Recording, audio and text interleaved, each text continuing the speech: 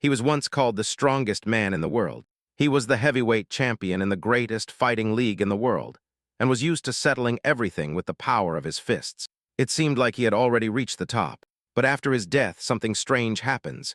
He is offered a new life in another world, and the conditions sound like a perfect deal. Wealth, fame, and beauty. It sounds like the perfect start to a new life. To be honest, the protagonist of this story wasn't going to think twice either. With such promises, the new life was bound to become a true adventure. But reality, as is often the case, turns out to be very different, because instead of a heroic welcome, he is met with a whole platoon of enormous, muscular monsters. They look capable of crushing a person with a single finger. In front of him appears an officer of the demon army, and the situation becomes extremely tense, because everything starts to go very differently from how stories of heroes arriving in another world usually go. And if we're being honest, it's right at that moment that everything starts to become true chaos. Because when the world of humans' strongest fighter appears before the demon army, it rarely ends peacefully. This content is an original narrative retelling by the channel's author, created with a distinctive style, structure, and own approach. It does not reproduce the original material literally, and constitutes a transformative work.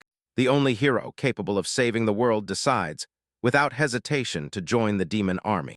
After crossing over, all because of a goddess's mistake. The hero, who should have crossed to the beginner village, accidentally arrives at the Demon King's headquarters. And what's worse, the strongest fighter is right in front of him, but he doesn't realize it at all, because the goddess told him his first stop would be the beginner village, where all the monsters would be weaklings. So the hero attacks the demon without hesitation, dies, low-level tutorial monster. But the outcome is no surprise. He defeats him, so the hero is imprisoned. Reluctant to give up, he shouts that he wants to fight the Minotaur again, however. His loud commotion attracts the attention of the second-in-command, Gopso. Gopso gently rests his greatsword on the ground, and the tremendous noise almost scares the hero to death. It's actually a real sword. Okay, I'll shut up. Gopso turns and leaves. Human, if you make noise again, I'll make stew out of you.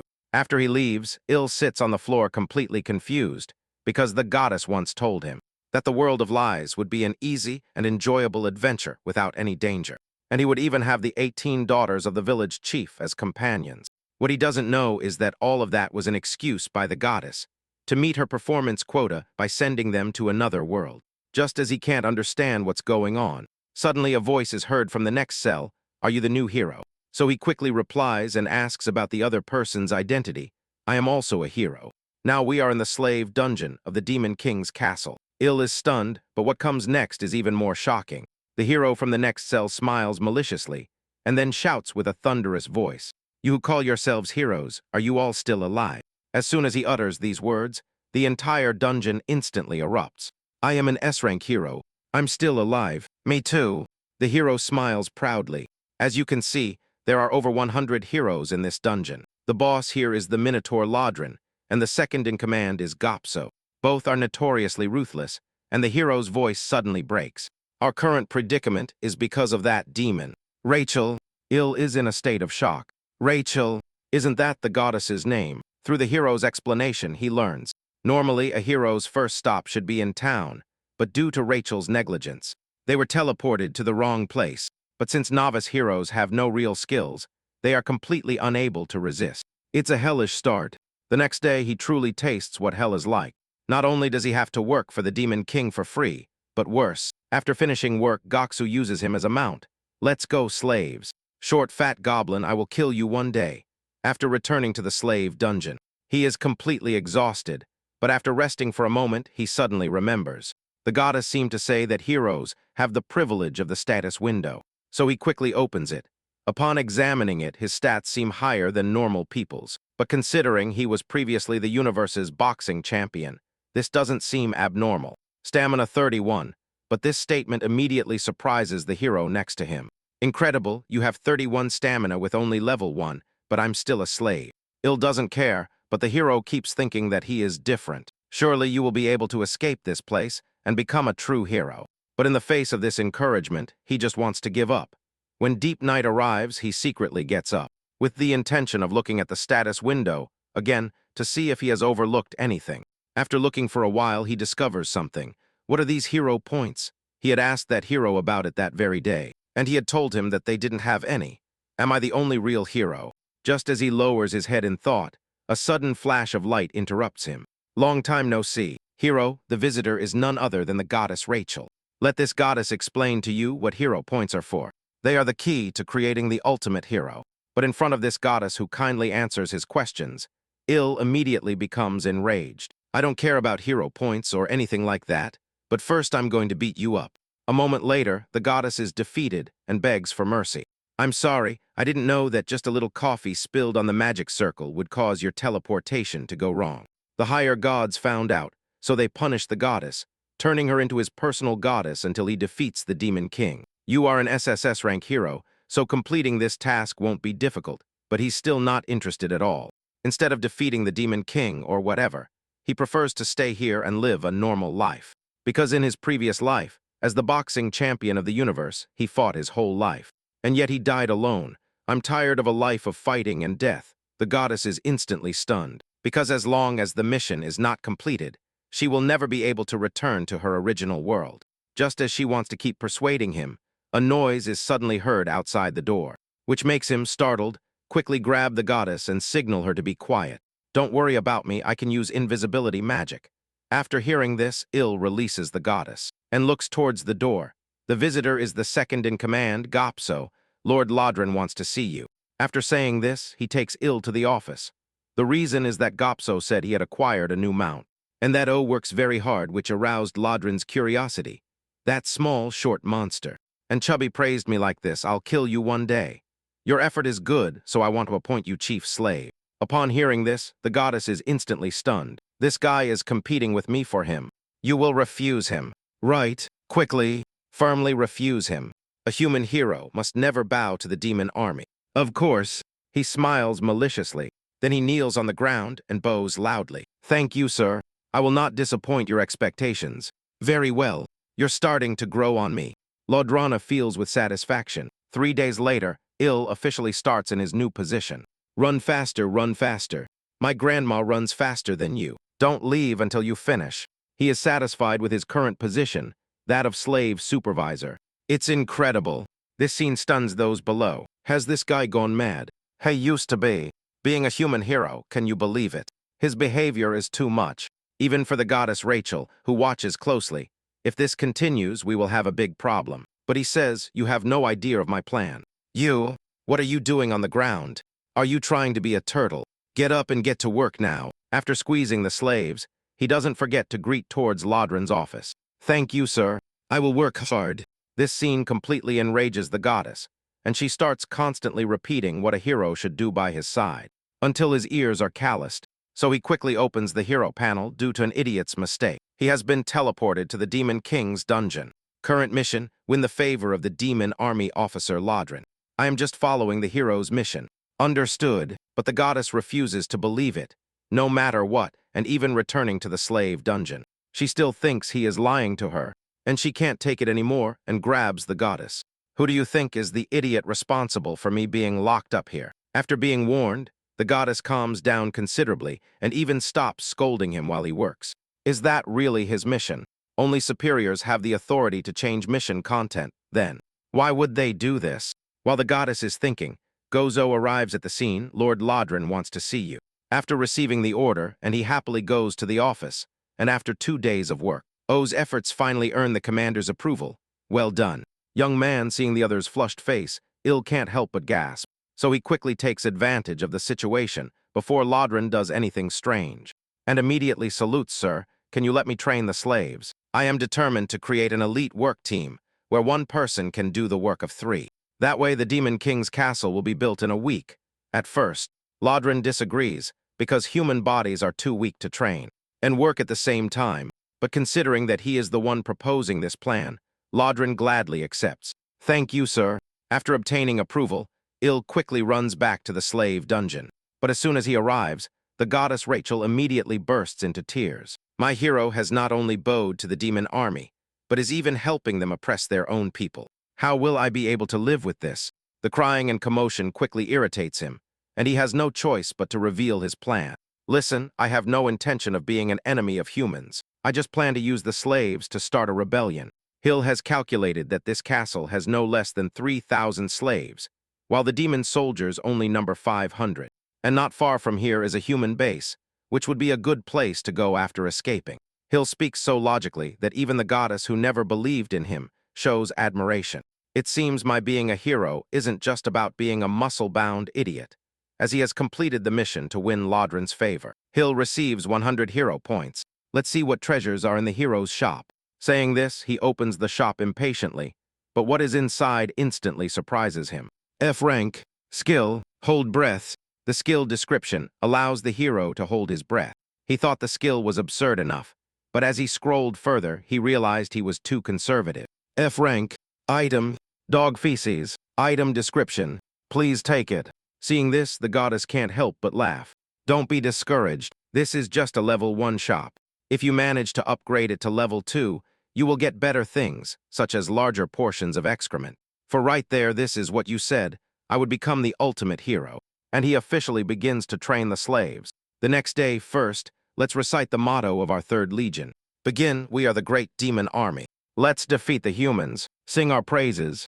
Lodrin in the tower watches everything with great satisfaction.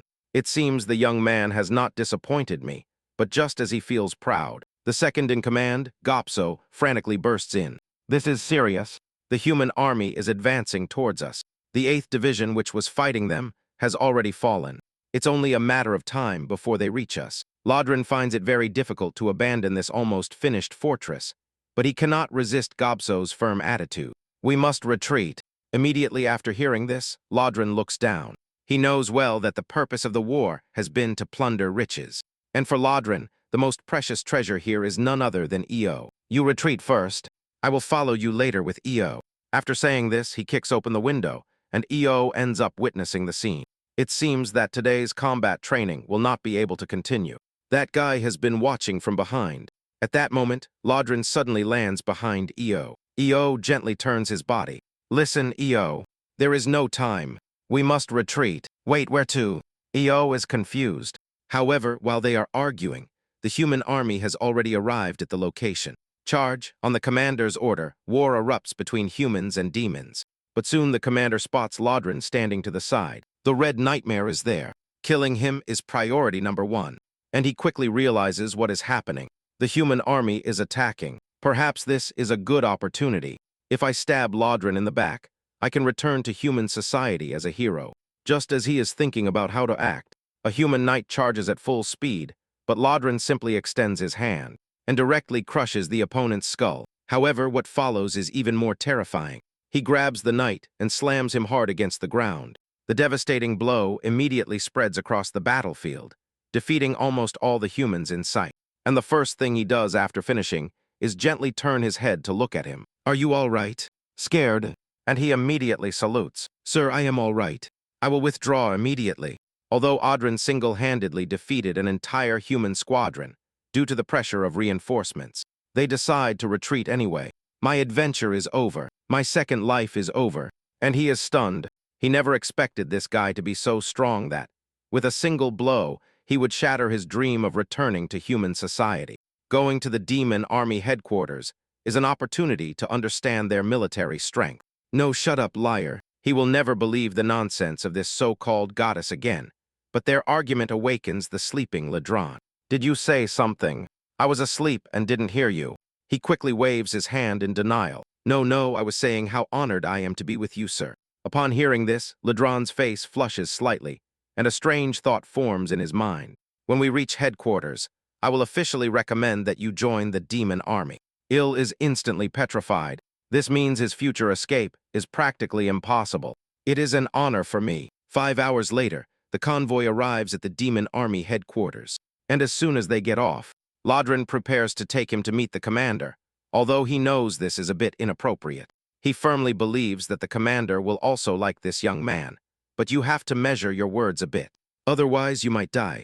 A little while later, the two arrive at the hall doors. Commander Hermes, it's me, Lodrin. And as soon as he utters these words, a soft female voice is immediately heard from inside. Enter after obtaining permission. Lodrin enters the room and generously takes responsibility for the loss of the fortress. But Hermes doesn't believe so. She believes it's the supply officer's fault. If it weren't for the shortage of materials, the castle would have been finished already. I will prepare a body bag for you. As she speaks, Hermes' body instantly emits a terrifying aura. That makes O unable to breathe, and even his limbs begin to instinctively feel fear. What is this oppressive feeling? It's stronger than anyone I've ever encountered before. After a while, Hermes withdraws her aura and fixes her gaze on him, who is standing beside her, so she asks Lodrin who he is. This is the person I told you about earlier. I brought him to join the demon army. Upon hearing this, Hermes instantly teleports in front of At first, she shows great interest in the talent Lodrin has recommended, but she is also worried that he has a human body. It is very possible that he will be devoured here. Is instantly surprised and looks at Lodrin as if he were his lifeline. I will train you myself and make you strong enough. But Hermes thinks it's not worth a high-ranking officer like Lodrin training a human. So she puts her hand in her mouth and rummages vigorously. Then her body begins to twist wildly. Finally, she spits out a strange creature from the top of her head. From today onwards, you are my guardian pet. His name is Popo. Isn't he cute? Pretty, cute, and a horned. I just want to stay away from this thing. But under Hermes' pressure, he finally has no choice but to give in. It is an honor for me to take care of Popo. Very well. Hermes says this and throws the dog at him. Then she gives him some good news. Don't forget to feed him. When he is hungry, he gets angry. And when he gets angry, he likes to eat his guardian. Without further ado, successfully joins the demon army. And at the same time, he receives a hero mission, the goal of which is to win Popo's love. Turns to look at Popo, who is sleeping. What on earth does this have to do with me becoming a hero? Just as he is thinking that, the bedroom door is suddenly kicked open, and a bald goblin enters. His partner in caring for Popo, first shows goodwill towards the other, but at the same time he understands that, if there is danger, the other will undoubtedly use him as food. First, you and I have to go prepare Popo's dinner. The bald goblin gives orders in an authoritarian tone. If you understand, you can do it now. Before he finishes speaking, Popo has already woken up, startled. The bald goblin immediately hides behind him. This newcomer is the food prepared for you. Saying this, he tries to hold so that Popo can eat more easily. One of us has to die anyway, so why don't you be it? But the bald goblin ultimately underestimates his strength and is instantly thrown to the ground. Snack time, a moment later, the sounds of Popo chewing and swallowing stop. But after eating, he is still not full, so the goddess Rachel becomes his target. Save me, quick, save me. As they run, Popo's anger grows with every passing moment, even treating as if he were food. Think of a way to calm an angry dog. I've got it, and he has a flash of inspiration. No dog can remain indifferent to these words. Let's go play. Upon hearing this, Popo's eyes immediately light up, and he lunges into his arms just as he thought. Soon, he takes Popo outside, but they don't know where the kitchen is. But just as they are wandering around, a goblin unexpectedly appears before them, so he quickly calls out to him, "Hey, you, where is the kitchen? The kitchen is to the right." After saying this, the goblin runs away without looking back. This scene makes burst into laughter. Are all the demon army guys this timid? It seems that from now on I can rely on the dog's power. However, just as he feels proud, he turns his head and discovers that Popo has already disappeared. Oh no, where did the dog go? So the two of them search for him frantically, but fortunately the effort pays off, and they soon see Popo again. My treasure, do you know how worried I was? Looks down and seems to realize that something is wrong. Did you just bite someone to death? Just as O is in shock, a loud scream is heard not far away.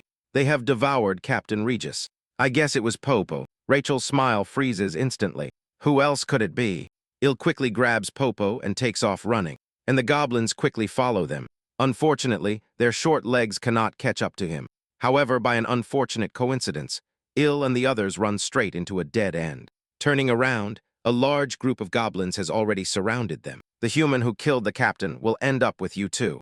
Another goblin licks his lips. I hope our captain hasn't been digested yet. I've always wanted to taste what the captain tastes like. Faced with this almost desperate situation, suddenly comes up with an idea. He thinks he can perhaps intimidate them. How dare you be so rude? Saying this, suddenly shakes Popo in his arms. Do you know who this is? It's Popo. As soon as he utters these words, the goblins, upon seeing him, take a step back almost instinctively. They all know well how terrifying Hermes, the Commander Hermes' pet, is. But there is also one who is not afraid of death, suspecting that this human is lying to them. So he crouches down and strokes Popo's chin a few times. Beast mode activated. As soon as he withdraws his hand, Popo immediately pounces on that goblin. That's what you get for not believing. In just 15 seconds, Popo has already eaten him whole. Anyone else who doesn't believe? No. The remaining goblins bow in submission. But at the same time, Hermes's voice suddenly echoes from behind him. I was wondering why there was so much noise here. It turns out it's a very cute rookie doing something interesting. Afterwards, he is summoned to the office after learning the details of this matter. Hermes bursts into laughter. So you are using my and Popo's identity to survive. Seeing this, Il immediately kneels to admit his mistake, but Hermes. Actually, she thinks there is nothing wrong with doing so. I guess, after all, you are still human, and quite smart besides. Hermes says this while lifting his chin. But you are a man. You should learn the tradition of our demon army, which is to settle things by force. Hermes returns to her seat and then asks him a question. Are you interested in becoming a high-ranking official in our demon army? Il is instantly stunned by his meager abilities. The only way to become an official would be to sell himself out. I know it's difficult with your current strength. Hermes explains the rules to him. Demons can snatch a rank from someone through a duel. You can no longer use my name or Popo's. I know this is difficult, so I will protect you for a month. After a month, you must defeat the opponent I choose for you. If you win, I will continue to protect you for another month, until you rise to the rank of battalion commander. I can't help but swallow. What if I lose? Hermes smiles maliciously. If possible, you had better die in combat. Il has no other choice, and can only agree with Hermes. He has even sent me my opponent right there. On the spot, it seems I only have 30 days left to live. Il, dejected, leaves the kitchen with the intention of finding something to eat for Popo. But upon reaching the door, he discovers it is covered in blood. So O only dares to peek his head out, ready to escape at any moment. Hello, sorry to bother you. As soon as he utters the words, a red goblin turns its head. It's the head chef, Culkin. You must be the human the commander spoke of, and he greets him quickly with a smile, and explains his purpose, which is to get some food for Popo. Unexpectedly, the other doesn't even think before saying there is none. This instantly surprises him. I have no obligation to help you. The commander's only order. Hermes is that we cannot touch you. If you want meat, then, like us, go participate in the house yourself. When he says this, he points to a group of goblins behind him who are dismembering goblins while happily eating. Is this Captain Pack's meat? It tastes quite good. Seeing this scene, Il is instantly stunned. These people are not cooks, they are demons. But to avoid becoming Popo's food, he decides to go hunting with this group of goblins. Unexpectedly, right on the first hunt, Il encounters mortal danger. But fortunately, there is a group of goblins in front that blocks the attack for him. Seeing the creature that is not yet completely dead in front of him, Il is stunned. Who is hunting whom here? At that moment, Rachel suddenly makes a suggestion. Escape while you can. Il agrees with the idea, because he feels that staying there will bring them trouble sooner or later. But just as he lifts his foot, Culkin immediately shouts at him. I will lead the charge. No need. Culkin gives him a look because the hunt has already ended. This greatly surprises him. He was only stunned for a few seconds, and yet they have already killed this enormous creature. But despite this, the goblins have paid a heavy price, 13 dead and 25 seriously injured to end this hunt. But Culkin shows no sadness for such numerous casualties, and instead, he is very satisfied with this result. Let the team rest for a moment and prepare for the next hunt. After thinking for a while, and he suddenly abandons the idea of escaping. Seriously, my hero, are you really going to hunt monsters with them? No, and he has thought it through. As long as he participates in the kills here, he can level up. And as long as the final blow is his, he can get all the experience. So he doesn't need to exert himself much. Rachel is stunned to hear this. Is this guy really a genius, but you're taking shortcuts? She doesn't want her hero to be this kind of person, but he has already made up his mind. I must become strong enough this month. Saying this, he presents himself to Culkin, and the latter seems to see through his intention to escape at a glance. Human, I didn't expect you to come back. I've been here all along. And he quickly plays dumb. Then he expresses his desire to participate in the hunt. 2. Human. Culkin does not announce his decision immediately, but stares intently at him. This makes EO's heart race. Previous officials liked my humble attitude. This guy is different, but it turns out he's overthinking. The next second, Culkin bursts into laughter. A human saying such brave words. How cute. Il scratches his head. It's all because of your influence. Chef, dizzy from the flattery, Culkin makes another decision, which is to let O lead the team to hunt monsters. This instantly stuns him. He just wanted to stay behind and absorb experience. No, no. How can a humble human like me stand up to noble demons? That will make them unhappy. Just as they are arguing, a terrified goblin suddenly rushes over from not too far away. He immediately explains the situation to Culkin. A pack of wild wolves is attacking. In stark contrast to the goblin's situation, Culkin appears very calm. He grabs the knife on his back. More good meat to eat. Little ones, let's go. Perfect. Il smiles cunningly. I just need to calculate the timing correctly and deliver the final blow. I will also help you, hero sir, says Rachel nearby, and immediately uses magic. This greatly increases his physical strength, although it only lasts for 3 minutes. He thought this would earn him praise, but instead he meets a fist the size of a sandbag. You had it and didn't use it before. With the increased power, O's confidence skyrockets. It's just 5 black wolves then. He suddenly jumps up and hits a dying black wolf on the ground. Level up, level up. Unexpectedly, after stealing a kill, he levels up 4 times in a row. But just as he has given this euphoric, he suddenly sees a nearby goblin trying to finish off another. So he pushes the other one. Sorry, my foot slipped. As he looks at the black wolves lying on the ground, greedily he licks his lips. All the final blows are mine, under his leadership. The 5 black wolves are quickly eliminated, and he intends to leave immediately. But unexpectedly at that moment, Culkin calls him and tells him it's time to enjoy the feast. It is the chef's privilege to enjoy the freshest delicacies. With that, he hands him a piece of meat, as someone who has contributed. Perhaps you should try some too. Seeing the raw, bloody meat in front of him, he feels a deep revulsion. But he dares not refuse this gesture of kindness, so he forces himself to take a bite. The meat itself is fine, but eating it alone and raw doesn't taste good at all. As he chews it, inspiration suddenly strikes him. If he can prepare more delicious food, perhaps he can use it to control them. So he hesitates no longer, and immediately buys a bottle of MSG from the hero's shop. This causes strong disapproval from the goddess Rijo, as she believes that something as valuable as hero points should not be wasted on trivial items like seasonings. Even if they think it tastes good, it won't change anything. You have to see the big picture. Il ignores her opinion and instead picks up a piece of meat and starts grilling it, intending to shut Rachel up with the results. With this method, even a shoe sole would taste incredible. The moment he sprinkles the seasoning on the tender grilled meat, perfectly cooked, an intensely rich aroma is released. I am the culinary god of this world, Il thinks, highly satisfied with his creation. Once ready, he immediately takes it to the head chef, Culkin, as freshly grilled meat is the most tempting. But Culkin only glances at it and politely rejects it immediately. Thank you. But I'm already full. He doesn't give up. This is my ultimate creation. If you would honor me by trying it, I would have no regrets, even if I died right now. At his repeated pleas, Culkin finally softens. He picks up the grilled meat and takes a bite, but unexpectedly, that single bite instantly transports him back to his childhood. It's the taste of my mother. Culkin is very satisfied with the grilled meat, so to thank Alal, he gives him a large bag of fresh meat in return. If you need anything, don't hesitate to come find me again. Alal brings the fresh meat back to his quarters. Popo, I'm back, but unexpectedly, as soon as the words leave his mouth, Popo lunges at him with his jaws wide open. Desperate, Il quickly pulls out the fresh meat from the bag and finally manages to satisfy Popo's appetite. Buddy, eat all you want. With the source of food secured, Il no longer has to worry about becoming Popo's food and instead becomes completely his master. After devouring 13.6 kilograms of fresh meat, Popo's affection for him increases considerably.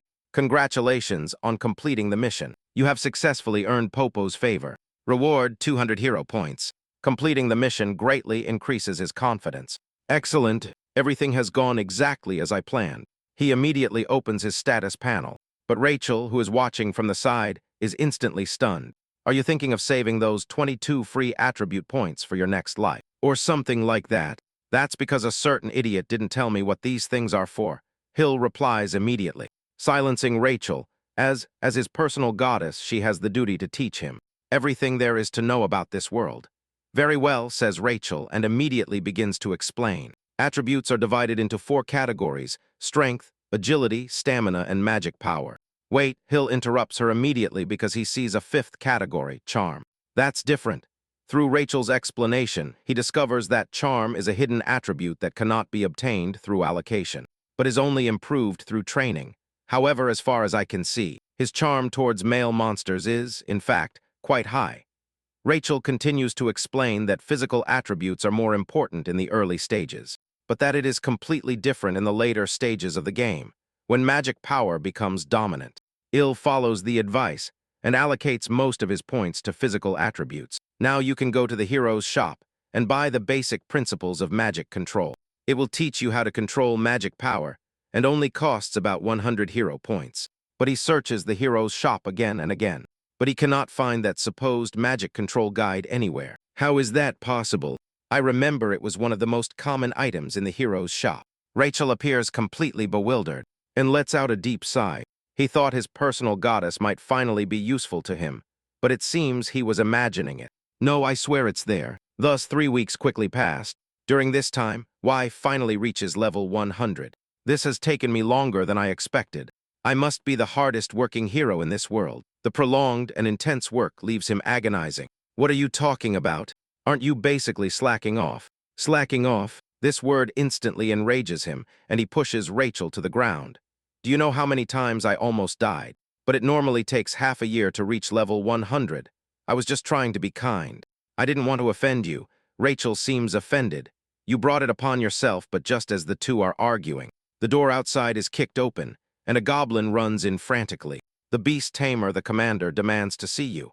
Upon receiving the order, and he dares not delay, and he quickly arrives at Hermes' office. His physical transformation surprises even Hermes.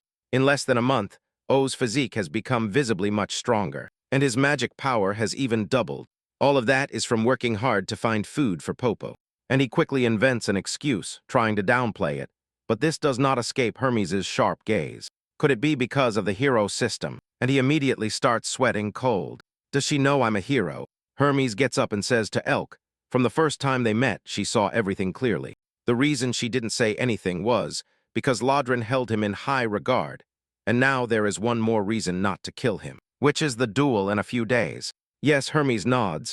Then suddenly, a terrifying aura erupts from her body, and she transforms into her true form. And she lunges at Elk, but when they are less than half a meter apart, she stops immediately. If you don't want to die, try your best and try to make me happy. Okay. After saying this, Hermes sends EO back to his quarters, which is what will really excite the audience. Flashy performances or overwhelming dominance. EO keeps mulling over this question, because if he can't satisfy Hermes, he's dead. What do we do? What do we do? We're going to die. Rachel acts as useless as ever, offering absolutely no help. Let me think. Hill opens the hero's shop, believing that knowing oneself and the enemy leads to victory. However, apart from the opponent's name, they know absolutely nothing else. Perfect. This is it. Hill does not hesitate to buy an item, a power meter, which will help him measure the opponent's combat power. Hill aims the power meter at Rachel, and it shows a combat power of 375. 5. No benchmark. He doesn't know what level this combat power represents. Then let me check yours, suggests Rachel. Next, she stands behind the power meter and aims it at him, and the strange number instantly stuns her. This power meter must be broken. No. How is it possible that you are stronger than me? Because, as you can see, your combat power is a whopping 1560. What's so surprising about that? Anyone can see that you are the weakest here, says Bill, as he retrieves the power meter. Rachel bursts into tears, because before she was sent to this other world, her power exceeded 10,000. To confirm that the power meter is working correctly, Il turns to look at Popo. Let's see what power level this little guy has. Damn it, as soon as he sees the number, Il is stunned. 47,400. I can't believe we're both weaker than a dog. Are we sure he's purebred? After thinking for a moment, Il decides to take the power meter outside to check the levels of other people. The weakest are the young goblins, while most of the others are around, more or less at his level, but those with the rank of commander all have a combat power exceeding 10,000. You said my opponent is a platoon leader, right? Rachel nods. His name is Iskin. I heard he's a pig-headed half-orc. If he's just a platoon leader, Il calculates that his combat power should be around 3,000. If I level up now, I should still be able to handle him. But although the idea is promising, reality hits him hard. When he sees the opponent's combat power, he is instantly in shock, and cold sweat breaks out. The guy has over 6,000 combat power. Fighting him would be suicide. Then the hero system appears. You can't beat that pig, but not giving up is your strength. So I will give you the opportunity to increase your combat power to 3,000 within a week. Reward 300 hero points. This mission appears at just the right time. Il smiles, very well, whatever happens. Whether it's the observer or Ernest, let them wait for me. I will survive until the end. The next morning, Il returns to the kitchen where he finds Kalkin. Looking at his power meter, he can't help but ask, "It's a nice fashion accessory. Where did you get it?" Il scratches his head. "I saw others have one, so I bought one too." Kalkin turns around. He doesn't understand the fashion sense of today's youth, so he tells El to prepare for the hunt. "Yes, sir," while Kalkin turns his back and he quickly examines him with the power meter. Over 35,000. This is not the level of an ordinary commander. No, it's not just him. He quickly examines everyone in the kitchen, and their combat power is significantly higher than that of normal soldiers. Is this what you get from constantly fighting monsters? Seeing this situation, Io suddenly comes up with an idea. If he finds someone with similar combat power here to train with, wouldn't that allow him to know his real level? "Commander Kalkin, please allow me to train with one of the kitchen staff. I believe this type of training will be useful to me in the future." But Kalkin considers Il to be strong enough already, and he doesn't need to rush his training. Il says, "What a shame. Today I brought meat to grill as a thank you gift, but I guess we'll have to eat it another time." Kalkin grabs Il. "Let's start right now. Who do you want to fight?" Preparations for the match begin. Il chooses a beastman named Gorbachev as his opponent. He is the most foolish of the kitchen soldiers, but his combat power is twice that of El. This beastman is much weaker than Kalkin. If I can't even beat him, I won't stand a chance against Kalkin. The kitchen soldiers discuss seriously after hearing that he and Gorbachev are going to train. Train? Do you mean kill each other? Does that mean O will die? If O or I die, who will grill the meat? Let's kill Gorbachev first. That's a brilliant idea. Kalkin intervenes. "Shut up. Facing off is not killing. It's just testing each other's strength." The kitchen soldiers murmur at Kalkin's explanation. Is it a duel? Perhaps a tug-of-war? Kalkin says, "Listen, Gorbachev, you cannot kill O under any circumstances. You can fight, but hold back." "Understood." "Understood," Gorbachev replies with a stupid expression, seeming totally unreliable. "But don't hold back too much either. Just hurt him enough so that he really feels it." "Understood. When this is over, I will give you more meat. So do your best." Upon hearing the word meat, Gorba cheers up and his eyes light up instantly. "Leave it to me." Head chef Gorbakam suddenly speaks fluently and steps forward. "Il, let's start our training combat." "Okay. Please don't make it too difficult for me." Gorbakim and Il position themselves opposite each other, maintaining some distance. Kalkin acts as the referee and raises his arm. "Ready, go." As soon as Kalkin lowers his arm, the match begins.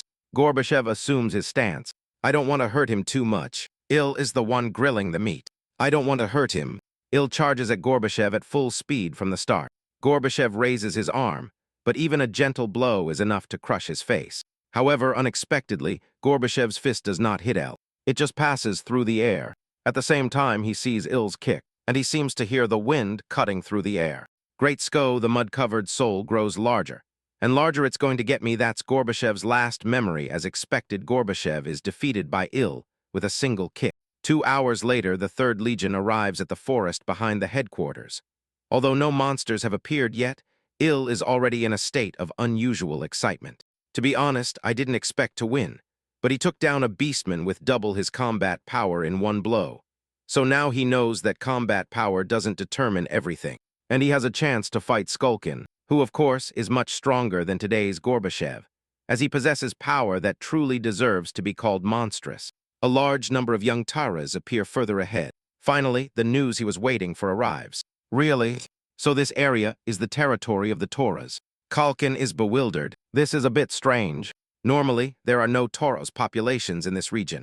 This makes Kalkin somewhat hesitant, and he approaches him. "Is there a problem?" "The problem is that toro meat is not tasty." "No, toro meat is quite delicious, especially that chewy toro bone marrow. It's an absolute delicacy. But Tauruses are social creatures. They might come out in a herd, especially the mother toro, the toro queen, who has a strong maternal instinct. If we provoke her young, there will be trouble. Can we call it a day?" "Now?" And he says no. Tara's meat is delicious. We have to capture them. Kulkin says the toro queen rarely appears outside, so there should be no problem. Then he raises his knife. "Everyone charge. Today's appetizer is toro bone marrow." The kitchen soldiers let out a war cry and begin the charge. Be careful, capture them alive.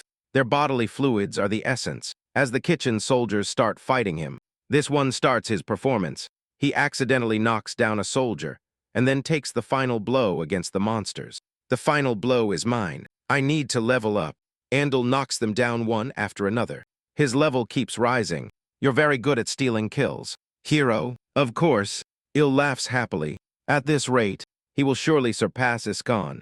But at that moment, the ground suddenly begins to shake with a tremendous noise. What's going on? And he looks around, confused. The Quechan soldiers are equally surprised, but soon the cause of the tremors is silently revealed. It's the Toro Queen. Her enormous body almost darkens the sky. Seeing the pile of dead young Toro on the ground, the Queen's body trembles with rage. She wants to make this group pay with their lives. Immediately, Y raises his head to look. He wants to know how much combat power this Queen, whom even Culkin fears, possesses. But just as he aims the power meter at her, the power meter immediately sounds an alarm. Immeasurable, immeasurable Culkin, what do we do now? Il turns his head, only to see the Culqueens fleeing. Everyone, may fate bring us together again. Try to stay alive, Il is stunned. What the hell? That irresponsible bastard. At this tense moment, the Terrace Queen's legs dart towards everyone like bullets.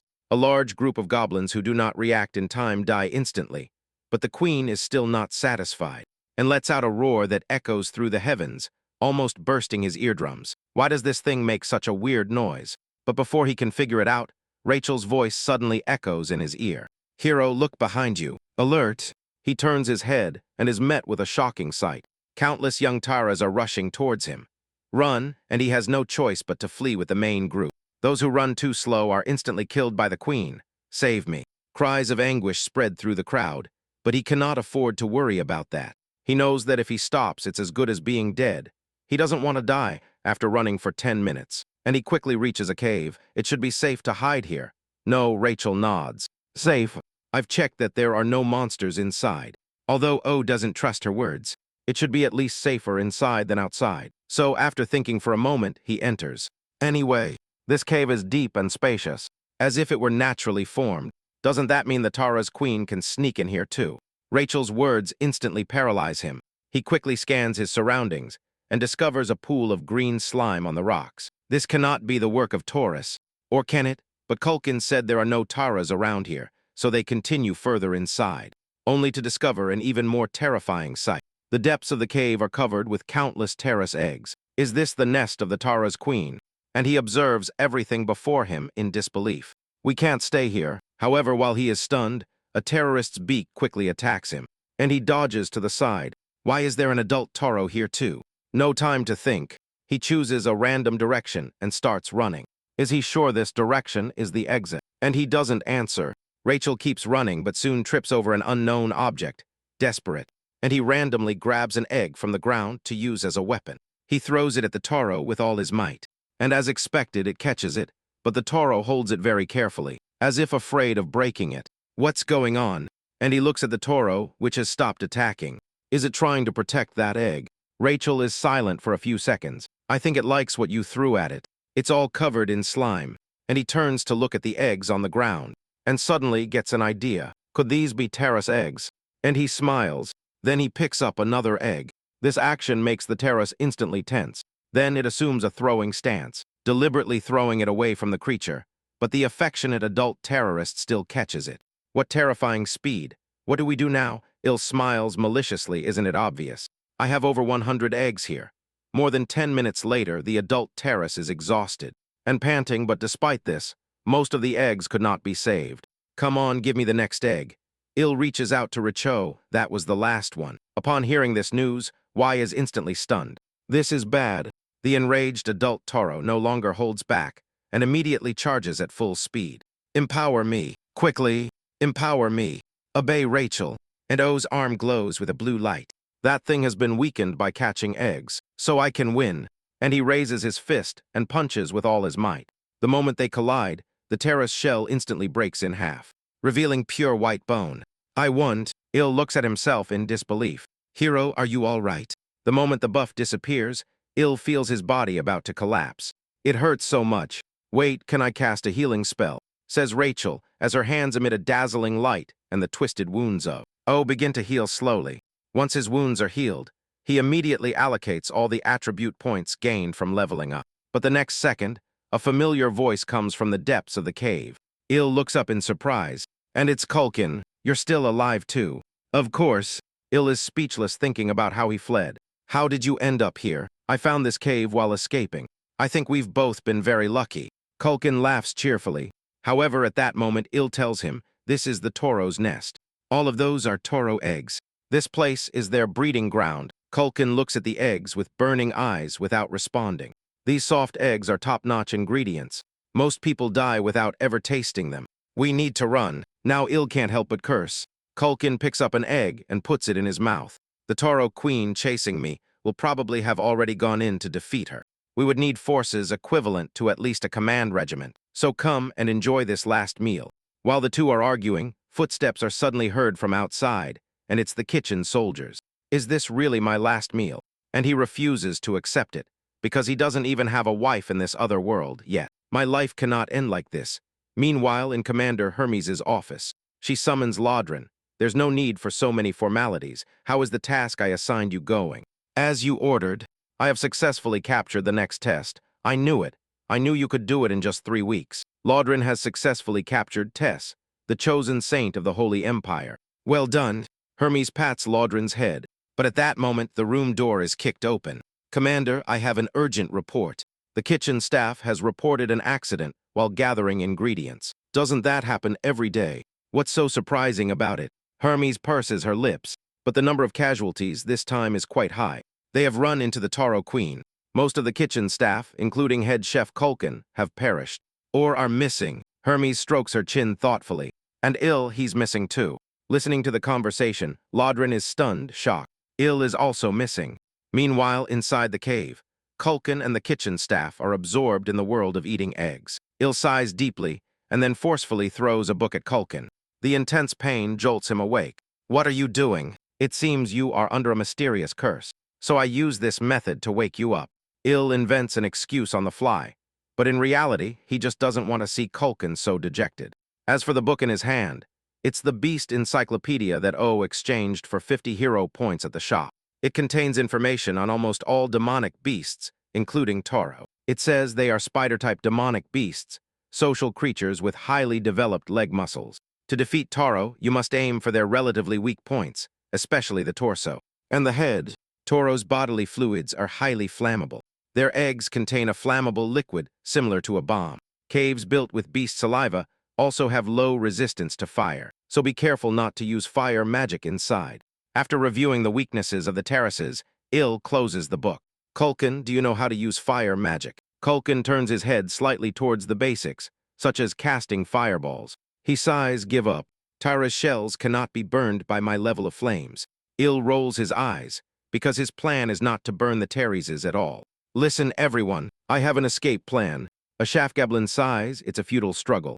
We'd better stay here and keep eating eggs. Faced with this situation, doesn't give up and keeps encouraging them. If we manage to escape, there won't only be Toro eggs to eat, but I'll also provide unlimited luxurious grilled meat meals. Thinking about the delicious grilled meat finally reignites everyone's interest. Even Culkin asks him, drooling, what is our plan? A few seconds later, he announces his plan. What we need to do is keep running towards the exit. No matter what, we can't stop. Let's go. As soon as the words leave his mouth, takes the initiative and runs ahead, with everyone following closely behind. But unfortunately, they only travel a short distance before running into a large group of adult Terries. Culkin, prepare yourself.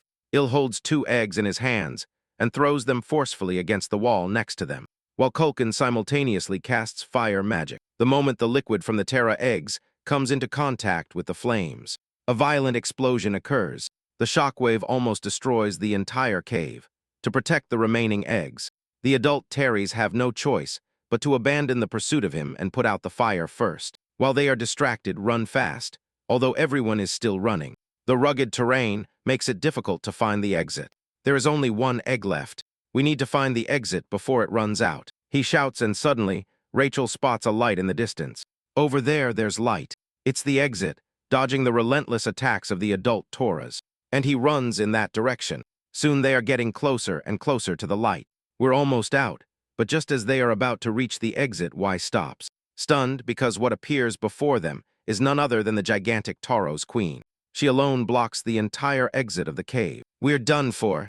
The Tauro queen has returned, although her expression denotes extreme anger. The Tauro queen does not attack them directly. He assumes this might be related to the egg he is holding, as Tauruses are creatures with extremely strong maternal instincts. Without hesitation, Hyla rips a large piece of cloth from his sleeve and has Culkin set it on fire. Then he holds both objects high. If this egg explodes, we will all die here, but at the same time the cave will collapse, and all your descendants will be buried with us. Il shouts, if you don't want this, move aside and let us out. The Taurus queen becomes enraged upon hearing this. She wants to kill Al immediately, but her instinct to protect her offspring prevents her. Not only does she refuse to yield, but she lets out a deafening shriek that echoes through the heavens. With no other option, Il lights the Tauro egg. Then he throws it forcefully towards the cave. The Tauro egg violently explodes the moment it hits the wall, and the entire cave shakes ceaselessly. Don't tell me it's going to collapse, seeing the huge rocks continuously falling from above. Il immediately realizes that the cave is about to collapse. Everyone run out with that. Il quickly runs towards the cave exit, but shortly after running out, he stops short, because at that moment he hears the sound of his own level rising. Rachel seems confused and tries to pull him out of there, but cannot move him an inch. As the cave continues to collapse and level up, notifications keep ringing one after another. Il is completely stunned. It seems all the terrors who died crushed here are giving me their experience points. Could it be because I collapsed the cave? Not daring to stay another second, Il runs out, but escaping the blockade of the Tara's queens is no easy task, although he has no other choice. Fortunately, at that moment, Culkin takes out a precious Tauro egg from his collection. Then he reluctantly looks at it. I will use this egg to find a way out, but as soon as he finishes speaking, the Tauro queen's attack lunges at him without any hesitation. He slides just below the queen and sneaks away, but just as he is about to escape, the Tauro queen spits spider silk from her mouth, which gets tangled around his arm. This is going badly. I'm going to die. However, at that moment, a dark crimson figure blocks his path. It's Lodrin. Are you all right? And he seems surprised. He doesn't understand why Lodrin is here. I knew you were still alive. Lodrin smiles mockingly. From now on, I'll take care of this. As he speaks, a terrifying power erupts from his body, directly shattering the Tauro queen. This scene leaves Al stunned in an instant. Damn it, he's incredibly powerful. The final result of this hunt was that 99 chefs disappeared or died, including head chef Culkin. Once the battle is over, Il returns to Papo's room. Good thing that stubborn person was there, or we would surely be dead. Rachel lets out a sigh of relief, having narrowly escaped death. But soon, Il brings her back to reality. Enjoy the moment while it lasts. We are about to finish. My duel with Culkin will begin soon. Rachel disagrees. Haven't you grown a lot already? You have gained a full 75 levels from this cave collapse. He has now reached level 200, but still only has 3,500 combat power, whereas his opponent has no less than 6,000. But he has thought it through.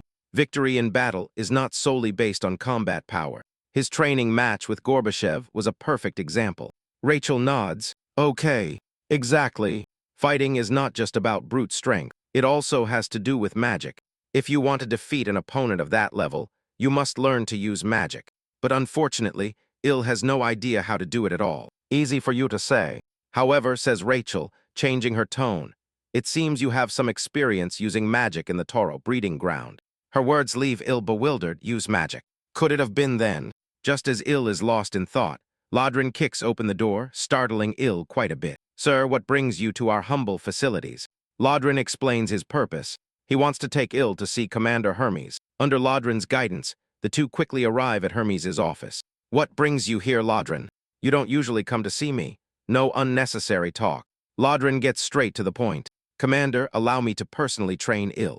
Culkin is a platoon leader, but I recently discovered that his strength makes him more suited to be a deputy battalion commander. Therefore, Lodrin considers this battle extremely unfair to Ao. Let me train Il. I can bring out his full potential. Il is completely stunned. Why would he do this? He then prays silently inwardly that Hermes will not agree. But unexpectedly, Hermes agrees without a second thought. Thank you, sir. If you have nothing else to say, leave. I still have matters to attend to. With no other option, Il has no chance to object.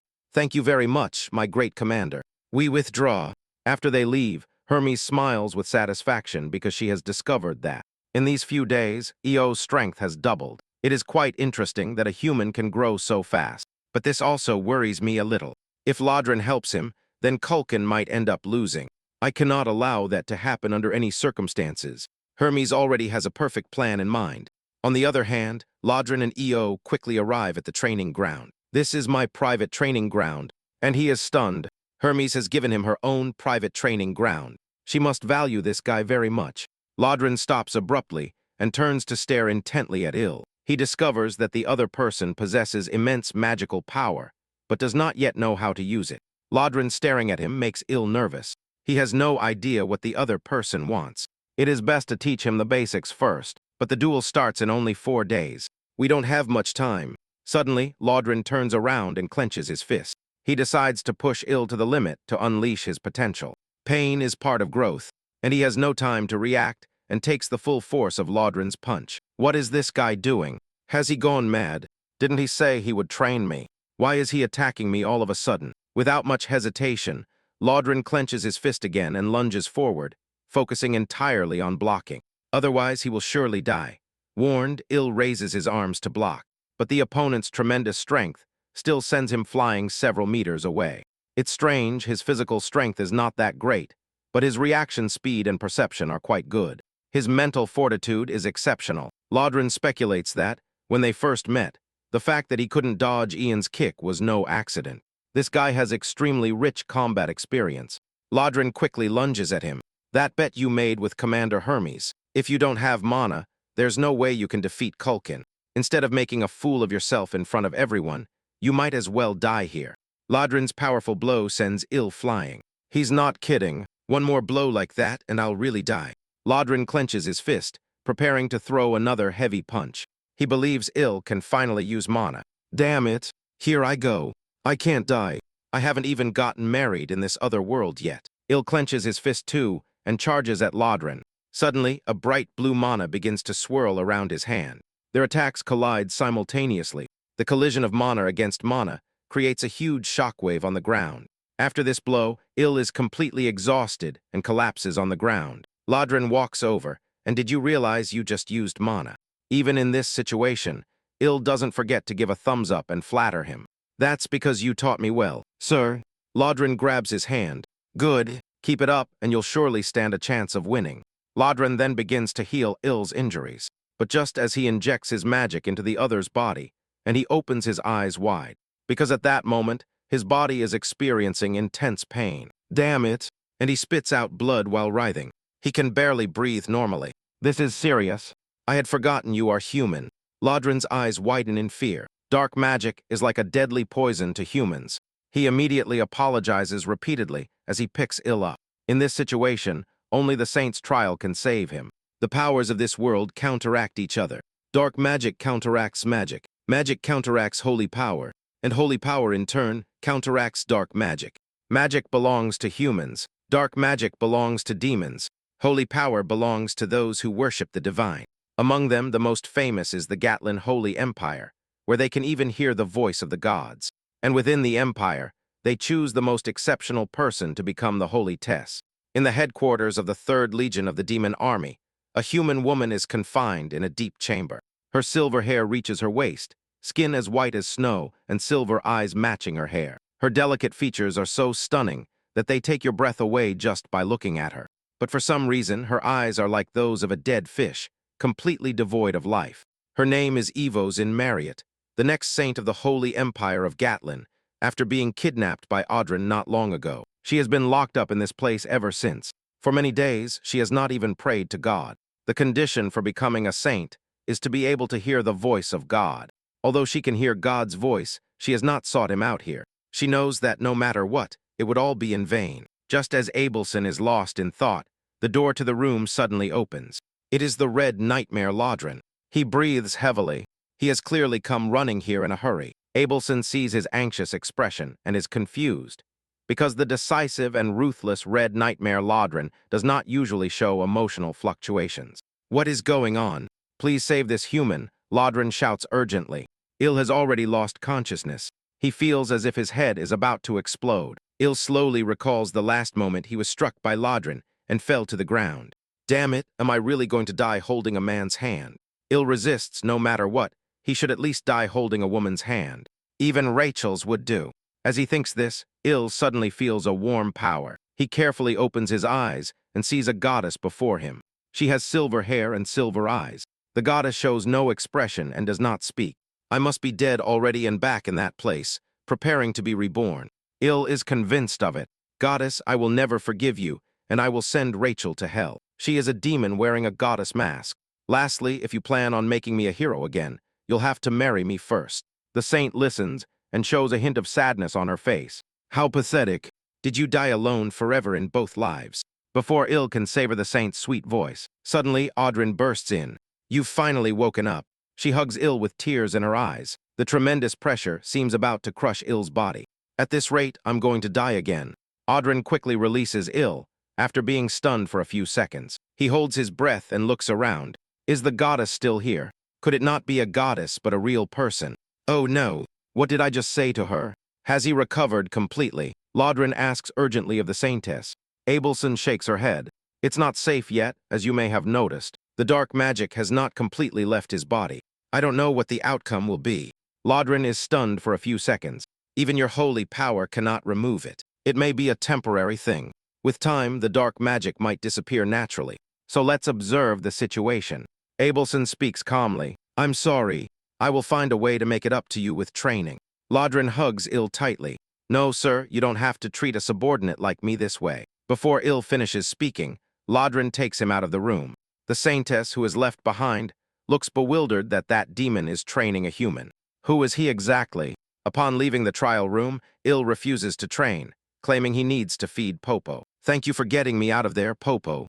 I heard you've already eaten a soldier who came to feed you, so you shouldn't need to eat anything else today, right? Although Il doesn't have to worry about Audryn killing him during training. Now the dark magic is still present in his body. This shouldn't be a big problem, right? It won't kill me.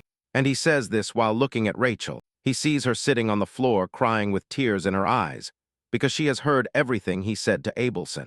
Clearly from the side, she never expected her hero to want her to go to hell. Yes, this is all my fault. The dark magic in your body, and you almost dying. It's all my fault, because I'm a goddess wearing a demon's mask. I deserve to suffer eternally in hell. And he suddenly realizes that perhaps he went a bit too far with what he said. He approaches to console Rachel. Okay, Rachel Ratch, don't be angry anymore. I can't do without you, my power-up dispenser. Shut up, I don't want to hear you speak.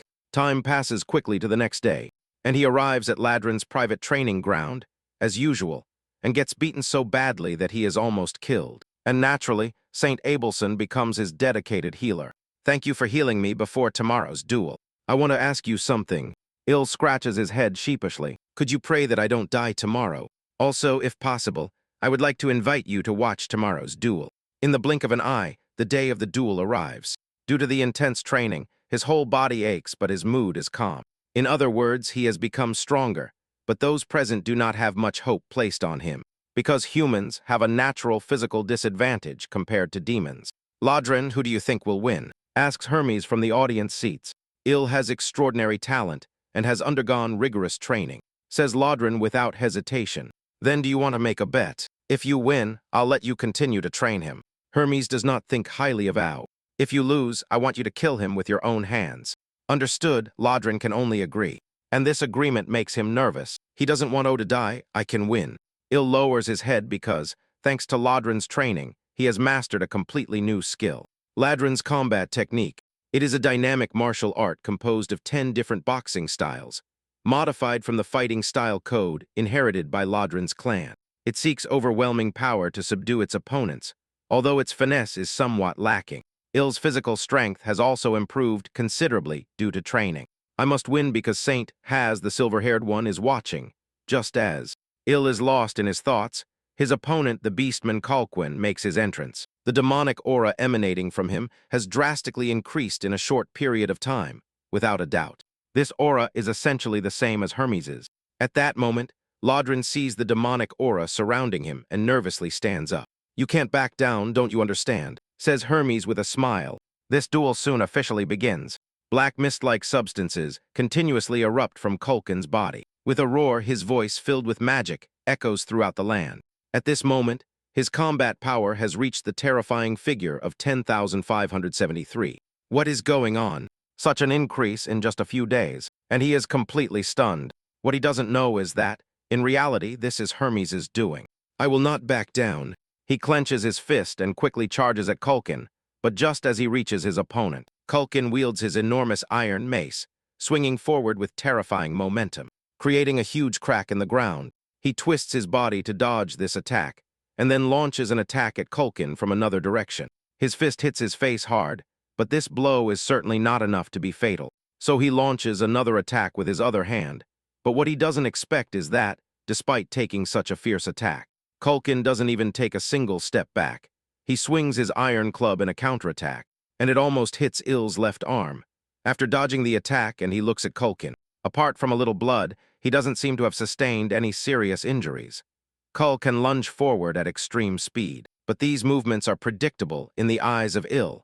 After receiving training from Lodrin, he can easily see through his opponent's moves. He doesn't panic, and remembers what he learned. The art of combat is the fusion of fighting techniques and mana, which can greatly increase the lethality of your attacks. Combat is not just about brute strength. The most important thing is to have the necessary fighting skills to finish off your opponent. Lodrin said that EO cannot use the fighting techniques he learned before, because he has no intention of killing his opponent. Therefore, those attacks are meaningless. Now I understand, strike to kill. And he clenches his fist, and then a bright blue light shines on his hand. No matter who stands in my way, I will take them down. The combat technique with Laudin Odio, a mana-infused attack, precisely hits Culkin's abdomen. The intense shockwave goes straight through him, even shaking the earth. Once the smoke dissipates, the attacked Culkin slowly becomes visible, and he has been punched a huge hole through his heart. The winner today is the weak human EO. After hearing the announcer declare the result of this battle, EO weakly collapses on the ground. That blow has consumed almost all his mana. I did it, I punched through his heart, but just as everyone thinks the match is decided, a spider web-like substance begins to secrete from Culkin's wound, gradually filling the huge hole in his body. This strange and insane ability does not seem like something a creature like Culkin could possess. He is not dead, even though his heart is shattered. How is that possible? It must be Hermes doing this. Ill gradually realizes. Lodrin is worried. He casts the curse of dark magic immortality on Culkin, while Hermes says, smugly, that she has mastered this martial art in such a short time. But I had already foreseen this. In just a few seconds, Culkin is back on his feet. What the hell is a curse? Rachel seems confused, but if it's a curse, this situation won't last long.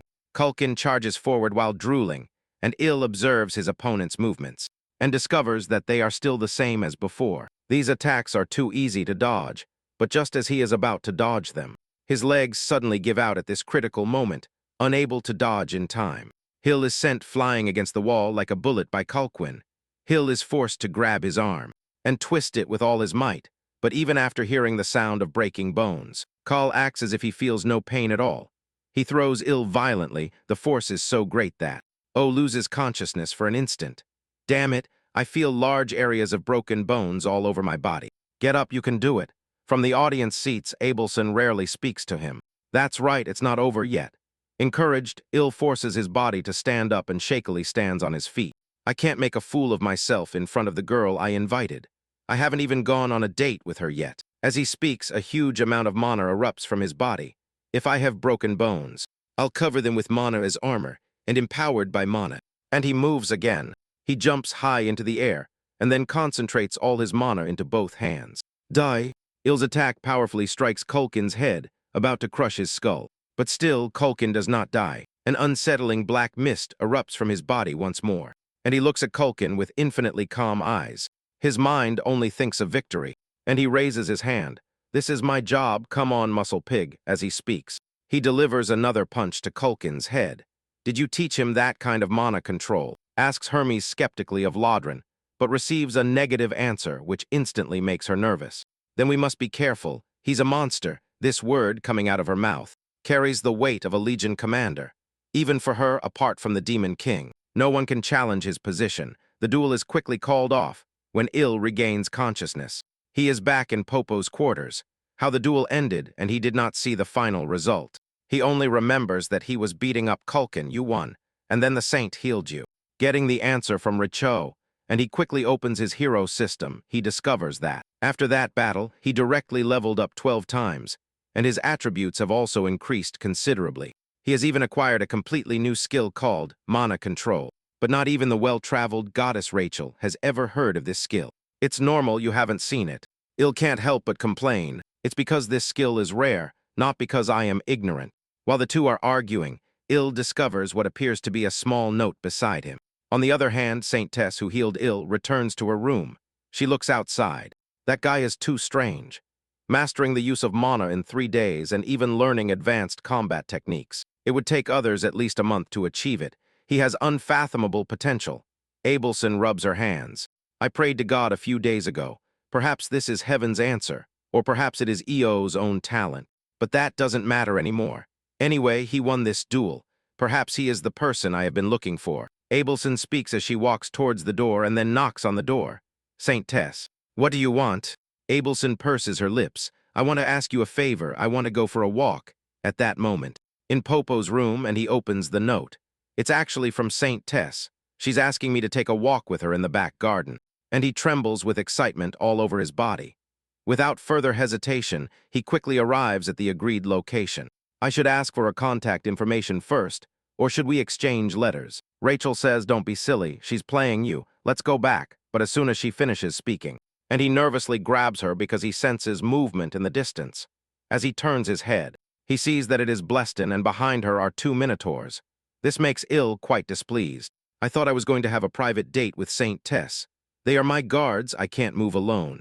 After hearing Abelson's explanation, Il learns that Saint Tess has been imprisoned by the demon army. Let's take a walk first under the watchful eyes of the 2 minotaurs. Il is too nervous to speak. You are a hero, aren't you? Abelson turns her head. Il is stunned for a moment, but nods his head. How did you know? In our world, only demons or heroes have black hair. Your performance in yesterday's duel was impressive, so I think you are a hero. Il feels embarrassed by such praise and laughs awkwardly. Can I ask you something too? What do you think of me as a person? Deep confusion is reflected on Abelson's face. This is a very unusual emotional shift for her. What is this guy talking about? Just as the atmosphere becomes extremely awkward, Lodrin's voice comes from a distance. His appearance breaks the awkward atmosphere. So you are here. The Legion commander wants to see you. This is truly a bolt from the blue. The day Il has worked so hard to arrange is abruptly ended. Just like that, Lodrin takes him to Hermes' office. Well done. Hermes is sitting with her legs crossed on the desk. Looking at Il, I have watched this duel very clearly. Your recent achievements are quite impressive. Hermes says, do you remember the proposal I made to you? And he nods his head. Yes. You said I should duel with opponents you designate in exchange for your protection during that time. That's right. And then Hermes continues to ask, you said I should become a demon official and work here. Hermes nods with satisfaction. Now I tell you that was just an excuse. I thought you wouldn't live long, so now my opinion has changed. She points at Lodrin. You said he would make an excellent demon official. So this time, I think we should try something different. Not a duel. Hermes gets off the desk and slowly approaches. You know, our unit has an independent kitchen company. This time, the kitchen company has suffered heavy casualties, so the executives cannot eat properly. So starting today, you will become the commander of this unit. I will give you the authority to recruit kitchen soldiers as you see fit. Will you be able to do it? And he knows he has no other choice. Leave it to me. Congratulations on your promotion. You are now a company commander. Rachel sneers that a human hero has become a demon soldier official. Are you happy now? Yes, this feeling is incredible. And she doesn't coddle him. The two argue as they arrive at the Legion's kitchen, but the moment he pushes the door open, he hears voracious chewing sounds coming from inside. Looking down, there is a cook soldier greedily eating something he recognizes. And oh, that's barbecue slave. Slave, and he immediately loses his temper upon hearing that derogatory term. He moves his numb foot. Buddy, you are mistaken. Starting today, I am the chief supervisor of the kitchen. And with that, he delivers a brutal kick to the face. After venting his anger, Il gathers all the soldiers in the kitchen. The people here usually have a combat power of around 2,000, and the strongest reaches 30,500. Looking at them, a big question immediately comes to his mind. Why are there so few kitchen soldiers now? Shouldn't there be between 300 and 500? There are not even 30, but he cannot disobey Ernest's orders either, or he will die on the spot. Il pretends to maintain composure. Does anyone know who I am? A cute girl raises her hand. You are all mistaken. He's a delectable human. As soon as she finishes speaking, Il brutally kicks her against the wall. That's right, I'm a delicious human, you idiot. Il takes out the appointment letter. The commander has appointed me chief supervisor of the kitchen unit. From now on, you must treat me like royalty. And why are there so few people here now? A soldier raises his hand. They all went home and died at the hands of magical beasts. Upon hearing this, Il remains calm. The strongest chef, Khan, died when facing the Toro Queen. So it's normal that these remaining misfits can't defeat wild monsters. Who is the strongest among you now? It's Garumu. Everyone points without hesitation at the person he had beaten before because his combat power is exceptional.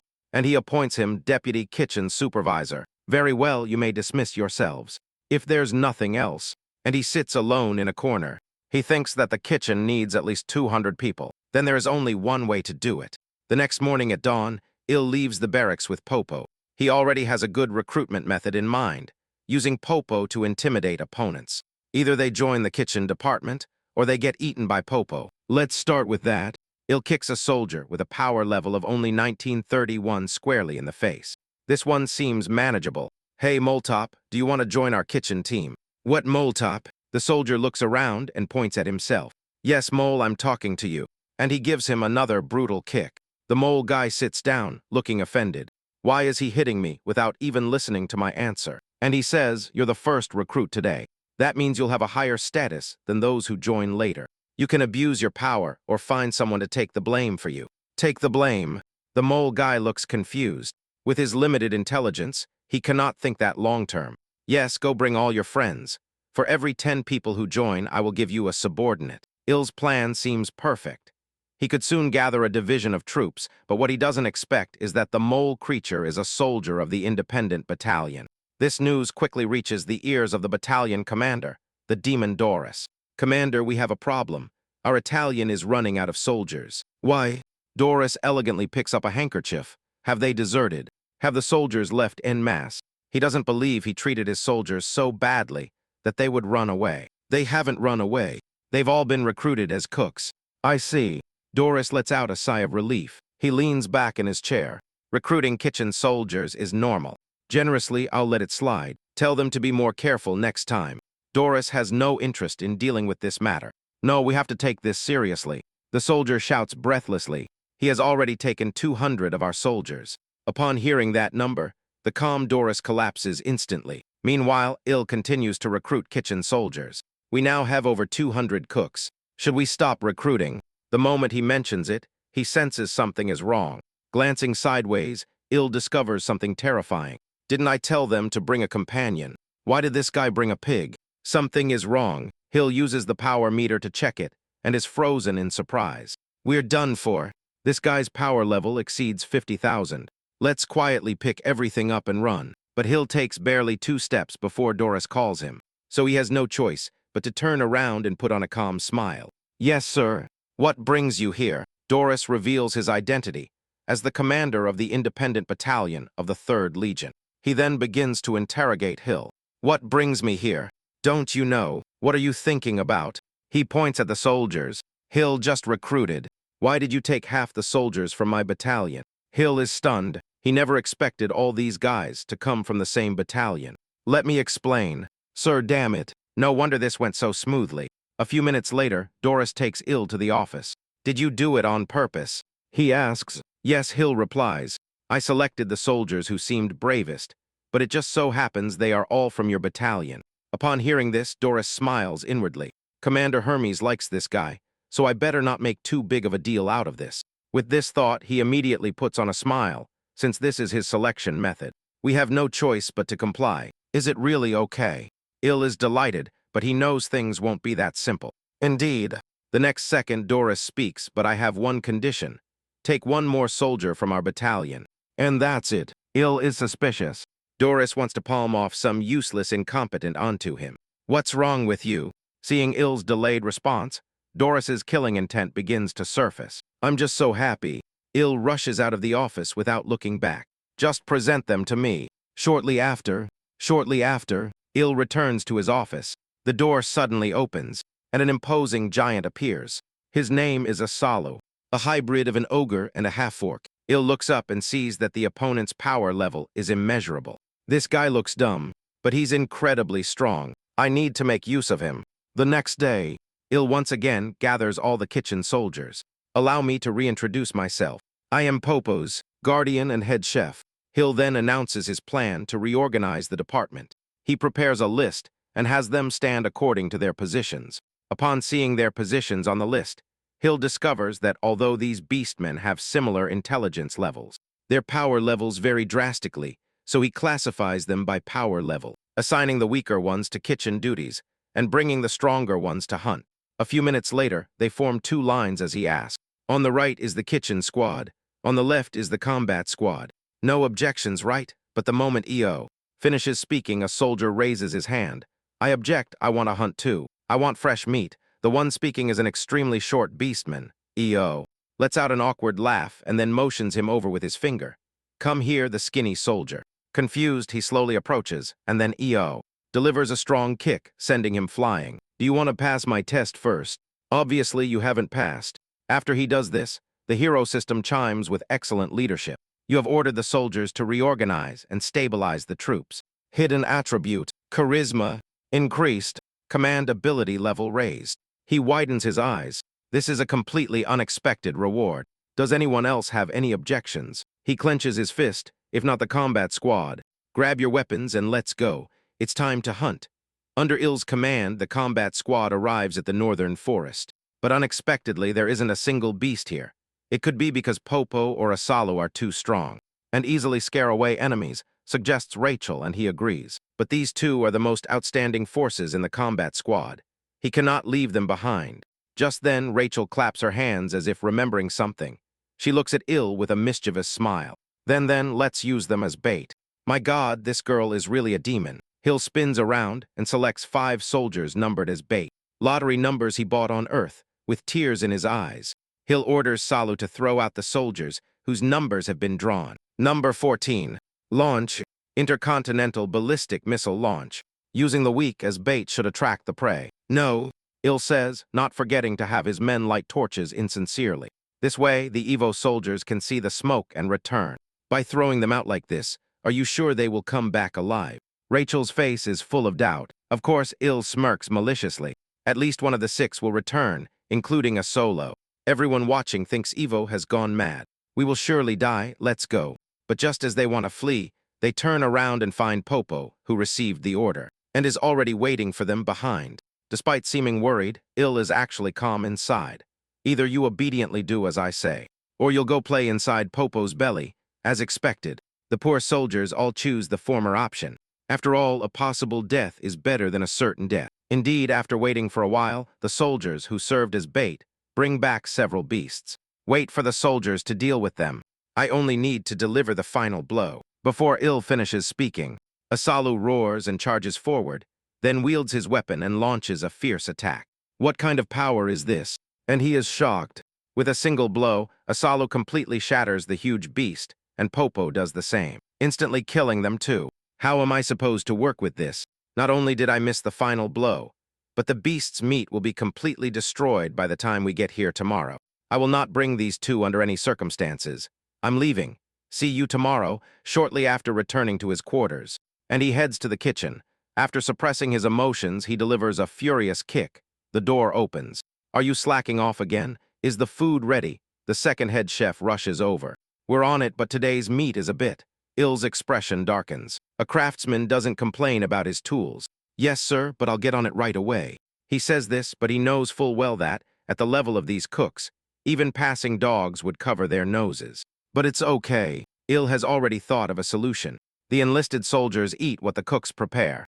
Only battalion commanders and higher ranks are entitled to eat their cooking. This not only perfectly solves the production shortage, but also gains him favor with the high-ranking officers. After finishing the roast, Il immediately looks for Abelson because she helped him a lot in that duel. He wants to express his gratitude to her with a tender roast. Thank you. I only need a little. Abelson skewers a piece of roast, and an intense, meaty aroma rises. The smell is much better than she expected. After putting it in her mouth and chewing, the taste completely surprises Abelson. It is the most delicious food. she has ever tasted in the black castle of the demon lord. So good, right away, Abelson finishes the entire roast. Afterward, Il picks up the plate to leave. But just then, Abelson speaks, asking Il if there is anything he wants to do after leaving the demon lord's castle. Get married and have kids. Il blurts out without thinking, but Abelson freezes upon hearing it. She originally thought a hero would have higher ambitions. I understand you leaving. It doesn't have to be the village chief's daughter. And she shyly clasps her fingers, and then she asks Abelson the same question. I don't want to do anything. After much thought, she says this calmly. Meanwhile, in the Gatlin Empire, a subordinate arrives to report. Panicked, they have discovered the whereabouts of Saint Ivorson. She is imprisoned in the Black Castle for fear of the voracious devourer. Hermes, the Empire dares not send troops lightly. In human history, the Black Castle has only been conquered 3 times, and all of them were because Hermes was absent. After pondering for a moment, the Pope comes up with a perfect solution. Summon our heroes. Send them as a secret rescue team. The next day, Hild gathers the soldiers early to go home, but Abelson's words, I don't want to do anything, linger in his head. Why would she think that? With this question, Hilda started today's hunt. As they venture further into the forest, he raises his hand to signal the team to stop, and then orders all the squad leaders to step forward. 10 squad leaders, 10 people in total, nervously look at Il's expression. What is he planning today? Fortunately, there is no Zulu around, so he probably won't do that crazy thing of throwing soldiers into the forest. But Oyo is surprisingly generous and pulls out several large pieces of seasoned roast meat from his backpack. Have everyone take a bite. What are you standing around for? I'm telling you to eat. If you don't, you'll go feed the popos. We'll eat. The squad leaders shove meat into their mouths in tears. These burly men devour fist-sized pieces of meat in less than a minute. Head chef, what is this? It's delicious. The squad leader's eyes moisten and tears stream down his cheeks. We were absolutely right to join the kitchen troops. The head chef is a great person. From now on, we will undoubtedly work hard. Give us another piece, shouts the squad leader excitedly, his face flushed, but he raises his index finger and waves it gently. The culinary experience is over. Now the game begins. Go capture live beasts. The squad that captures the most will have the chance to dine with me today. Still standing there, they sprint as soon as Il's words fall. A life-or-death game for meat begins to once again taste that aromatic roast. All the squad leaders charge forward. All creatures are dominated by their desires. During today's hunt, and he directly levels up to 224. Hey, hey, hey, head chef. Which squad won today? And he turns around and announces that the Wild Wolf Squad is the champion of this hunt. They will have the chance to eat roast. The losers will just have to get lucky next time. Meanwhile, inside the Black Castle, a large number of demon soldiers lie in pools of blood. They were all killed by the same person.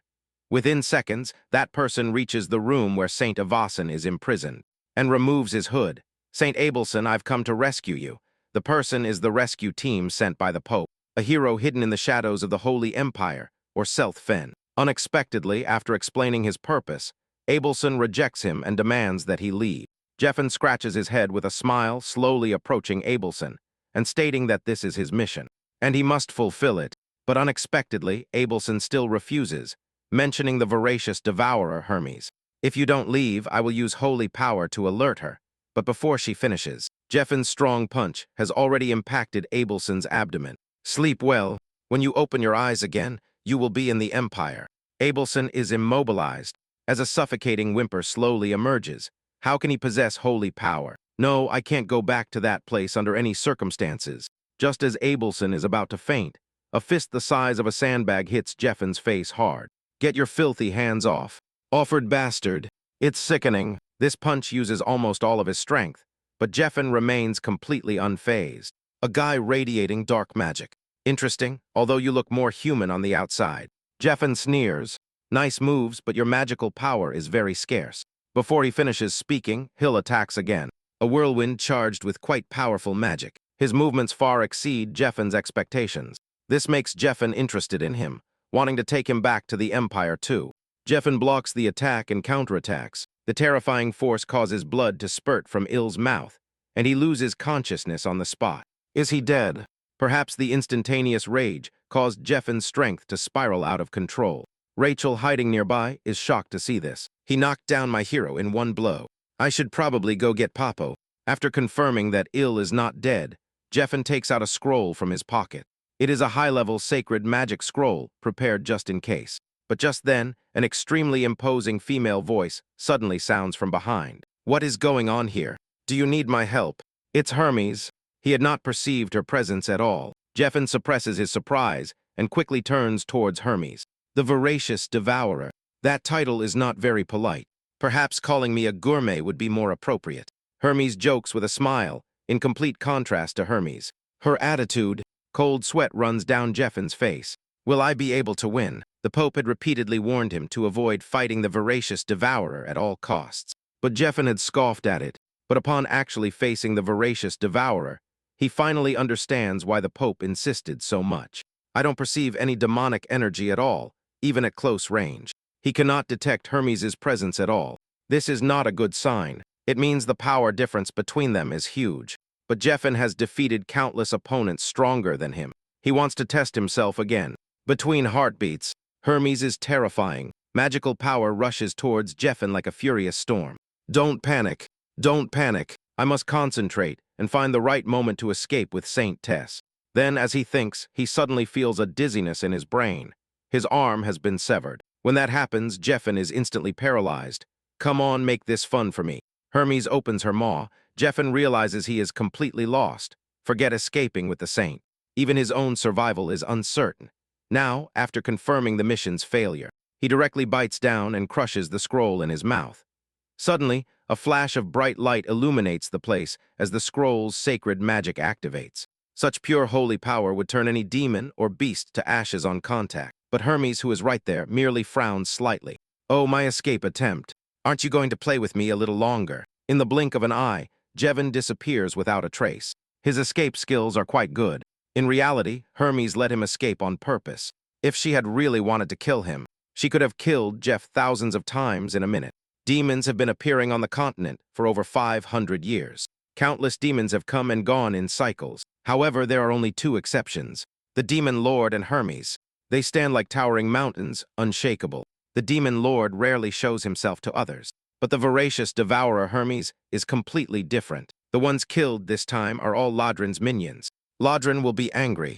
Time flies, and soon it is the next day. Il undergoes Lodrin's training again. Your attack methods and the way you cast spells are still the same as before. Too simple and direct. Your imagination is limited, so your movements seem monotonous and rigid. Lodrin points out my flaws, but then changes his tone. No matter how strong you are, there is always someone stronger. So to achieve victory, any tactic is justified, under Lodrin's instructions. Today's training officially concludes once he leaves. Il immediately collapses on the ground. I'm dying, someone save me. Under the healing powers of the goddess Richo, his condition begins to improve. To you now, I am just a healing potion, right? But to Richo's complaints, Il's thoughts have already drifted far away. I have nothing to say to you. Get stronger, Il. Only with enough power can you defend your beliefs. Said St. Abelson, I need to get stronger. The intrusive words of Il instantly awaken Rachel's jealousy. Are you still thinking about that woman you almost died for? You have spoken disrespectfully of saints, which is punishable by divine punishment. As the two argue, Rachel expresses her confusion. That blonde assassin can clearly use holy power. So why would she attack a saintess of her own side? And she nods. As the next saintess, she should be extremely valuable in any case. We cannot continue to talk about the saintess. Why? Because you like her, and she covers her ears. Enough, stop being jealous against her stubborn pride. Now several dozen minutes later, and he lies in his quarters crying. Let my life end now. I don't want to be human in my next life. His behavior leaves Popo completely confused. Are you worried about that fool? I think you've come to see him as your master. To answer Popo's confusion, Rachel recounts what happened 10 minutes ago. At that time, Hill was summoned to Hermes' office. I have a serious problem right now. I'm bored. Hermes. Her words surprise Hill. What does she want now? I want to see something interesting. You have 1 month to defeat a battalion commander. Seeing Ill's worried expression, Hermes extends her finger indicating that, if he feels he cannot do it, she can help him the same way she helped Culkin. No need at all. I will fulfill your request perfectly. After explaining everything to Popo, Rachel doesn't forget to say goodbye to him. Popo, you won't be seeing me for a while. After saying this, she flies towards him. Accept your fate with your power level of 9,000. Do you think you can defeat a battalion commander? I'm already a mess. I don't mind dragging someone down with me, Il says, leaning back on the table. Those who become battalion commanders usually have power levels exceeding 40,000. And he turns to look at Papo, whose power level has reached immeasurable heights. Il's jaw drops. I wish you could fight in my place, but this battle is expected to be in the form of a duel. Yes, that's right. Before finishing, Il seems to think of something. A duel. No, Hermes didn't say it had to be a duel. After verifying it 3 times with Rachel, Il confirms that Hermes did not demand a duel. That means I can use any method to win. An ambush, a group attack, even bringing Popo or all 3 combined. Lure him out, have Popo lead an ambush and attack him together. I should call you smart or a coward. Rachel shakes her head after hearing Il's plan, but they now face a tricky problem. How to lure out the battalion commander. However, this problem is not a problem for him. He just needs to select some ribs, add honey to extract the blood, and then cut some mushrooms. Of course, seasonings and garlic are essential, and fish that spits water as a side dish. Just put all these ingredients in the pot and simmer for 2 hours. Then it burns, damn it. But I take this opportunity to salvage the unburnt parts. And finally, I sprinkle some green onions that go wonderfully with this delicacy which I'm sure no battalion commander can resist. In the camp, on the other hand, the peace-loving battalion commander, Doris, as usual, quietly enjoys his meal. After having driven away the troublemaking Solo from his unit, he has finally achieved true peace. But just then, a subordinate reports that the head chef, Il, requests an audience. Doris makes a dismissive gesture without thinking. Tell him that returning one is impossible. But at Doris's command, the soldier shakes his head. He says that he is here to express his gratitude. He wants to personally cook for you. Upon hearing the word cook, Doris's eyes widen. There has always been a rumor that O's roast can conquer even Hearns's palate. So he quickly orders Il to enter. Shortly after, the soldier withdraws, and Il enters carrying a large plate. And to give it a ceremonial touch, he even holds a red rose in his mouth. Lord Doris, long time no see. This scene causes Doris's face to turn red, and his heart to beat like a wild deer's, but he soon realizes something is wrong, and he forces himself to calm down. I heard you came to express your gratitude, if thanks to your help. A month ago, I was able to become head chef without any problems. And he places the plate in front of Doris. But to express my gratitude to Lord Doris, I have prepared this dish with great care. I hope you enjoy it. Doris pays no attention to Il's words. His gaze has already been firmly fixed on the plate on the table. Wait, this aroma. Doris unceremoniously grabs a large rib. The aroma makes him unable to resist. Gratitude or whatever. He already feels a curiosity for the taste of the meat that borders on madness. Doris puts the meat in his mouth and begins to savor it slowly. Then from this pig's mouth, unpleasant sounds erupt. It's so delicious I can't stand it. Ah, a flash of killing intent crosses Il's face, but it disappears instantly. Doris does not notice. This meat tastes really good, says Doris with a red face, apparently only now feeling shame for his previous behavior. I'm glad you like it, Il. He puts on a kind smile that would make anyone think he is genuinely happy. Then I'll be going. Il suppresses his disgust. He turns and opens the door, but the instant he leaves the room, Il vomits everything he has eaten this week. How to describe the scene I witnessed? It was nothing short of disgusting. Absolutely disgusting. I have to sacrifice this pig. And so, Il brings food to Doris for a week, regularly feeding him meat to turn him into a meat slave, and then taking him to the forest to finish him off. That was his original plan. But today, after tasting the food, Doris suddenly shows a worried expression and pauses. It turns out that tomorrow he will face a battle to defend his post. If he loses, he will lose his position as battalion commander. It's all because I've become like this that people look down on me. Doris looks at his bloated figure with a self-mocking smile. Then he devours the meat in large bites, but falls into deep despair. It's over. If this pig dies in the duel, a week of my efforts will have gone to waste. And no matter how you look at it, it is impossible for this pig to win the decisive battle. You should have taken care of your figure properly. Stupid pig. He wants to grab Doris by the neck and roar at him. But just then, Doris's voice suddenly sounds. If you have time, I hope you will come to watch. You are my lucky charm, okay? And he nods his head and then gives silent thanks inwardly. Please, may the challenger be even worse than Doris. The next day, he finishes his daily work with dark circles under his eyes and arrives at the duel arena. Look on the bright side, maybe that pig will suddenly awaken and become a super pig. But a super pig weighing over 800 pounds? Impossible. and he doesn't even believe his own nonsense to comfort himself. Inside the arena, it takes Doris half an hour to climb the stairs to the platform. But seeing Ale in the stands, he feels that everything he has done makes sense. My lucky charm, you've finally come. His opponent is a large, robust demon with a deer's head. It is clear that Il's prayers were disastrous. Soon, at the referee's order, the duel begins. The deer-headed demon attacks first. His speed is extremely fast, but he stops the instant he hits Doris unexpectedly. Doris, who seems to have difficulty even walking, has enough strength to firmly control his opponent. He then positions himself and suddenly exerts force. The violent attack instantly shatters the entire duel arena, even reaching Aval. Far in the stands, he is almost hit by the shockwave of the attack. Aval is convinced that this battle is over, and that the winner is the demon Doris. After the duel ends, Il returns to his quarters. Having witnessed Doris's true power, he is convinced that Popo alone cannot defeat Doris. Therefore, Il modifies his plan. He needs to find stronger creatures deep in the home forest to jointly attack Doris, such as the Queen of the Toras. Thanks to the hard work of these cook soldiers, Il is able to understand the situation of this area. His face is filled with pride.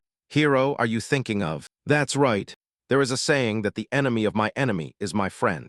On the third day in the back mountain forest, Rachel covers her mouth as if she is about to vomit at any moment.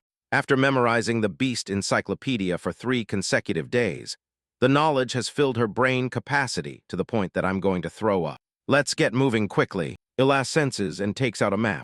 The first target is 1 kilometer ahead. The cook soldiers marked it as a monster called Semi-Buffy. Rachel interjects an ancient tongue. It means forest worm. Mosby and Estanivia look similar to yours, but this option is discarded because Rachel believes that this creature's attack power is not strong. What do you think? Isn't this goddess talented? Call me the beast expert. Il is stunned. Ah, yes, not only are you talented, but also very wise. That said, empty head, the boys learn fast in a short time. Il gathers all the kitchen soldiers. He studies the map carefully, and one place catches his eye, marked as covered in steel, like scales, with a dragon-like appearance. But Rachel says there are many types of dragons, and that these descriptions do not allow it to be determined what type of dragons have the highest attack power. So he decides to check it himself. Upon arriving at the dragon's territory, Hilda gives the order. Today's mission for the kitchen. Soldiers, let's clear this place out. No need to capture them alive. Hunt them right there. Eat them right there. Il's decision excites the kitchen soldiers like never before. Wow, the head chef has finally come to his senses. We can eat fresh meat to our heart's content. Meat. I want meat. Soon, they slaughter a large number of beasts here. Contrary to the kitchen soldiers' enthusiasm, Il seems uneasy at this moment. Why hasn't the Beast Lord appeared yet? Logically, with so many small ones dead, the big one should have appeared by now. No, so in order not to waste a whole day, Il decides to go further, ordering the kitchen soldiers to start fires. And they barbecue all these beasts right there. Indeed, shortly after the barbecue begins, the ground suddenly starts to shake. At the same time, Il's eyes light up. Is it coming? Although he doesn't know what it is, he senses that something huge is approaching. Shortly after, a beast breaks through the trees and appears, its eyes blood red, with a terrifying height of 5 meters, a dragon-like head, and its entire body covered in black scales. And he immediately puts on his power meter. Immeasurable power. Immeasurable. Perfect. The power level meets the requirements. Rachel tells him, this is a beast called Nedrake, whose combat power rivals that of a battalion commander. As a giant dragon appears, the cooking soldiers flee in terror. But he smiles mockingly at this moment. We can defeat Doris. Everyone, I will take the lead. And he charges forward at full speed. Meanwhile, Lodrin is summoned to Ernest's office. What has he been doing lately? Lodrin replies that he is doing the same as always, fulfilling his duties as head chef. Hermes finds it strange. He has been behaving too calmly lately. Don't tell me, Lodrin, that you've taught him another incredible technique. No, we're just doing routine training. Hermes then asks, what are the chances of him defeating a battalion commander? And Lodrin replies, 0. Although he has been quiet lately, Lodrin has also noticed something strange. I heard that you've been getting quite close to Doris lately. You mean that pig? Hermes seems perplexed. He says he can defeat a battalion commander, but now he's getting so close to one. What is he thinking? How interesting. Let's wait and see what happens. For the next few days, Ele repeatedly prepares delicious dishes for Doris. This is absolutely delicious. Thank you for preparing the barbecue today as well. After devouring 50 barbecue dishes, Doris lets out a small burp. At this moment, Il deliberately sighs with difficulty. This strange behavior immediately catches Doris's attention. What's wrong? Did something happen? Il's eyes well up with tears. It's nothing, just that. Something happened in our kitchen department. This might be the last time I can bring you a meal. Doris jumps to his feet. What? What happened? And he waves his hands. Commander Hermes wants to taste the meat of a special beast, but this beast is too powerful. We haven't been able to capture it yet. This statement surprises Doris. He can't imagine what beast could be so powerful, with a marble pattern. What is that?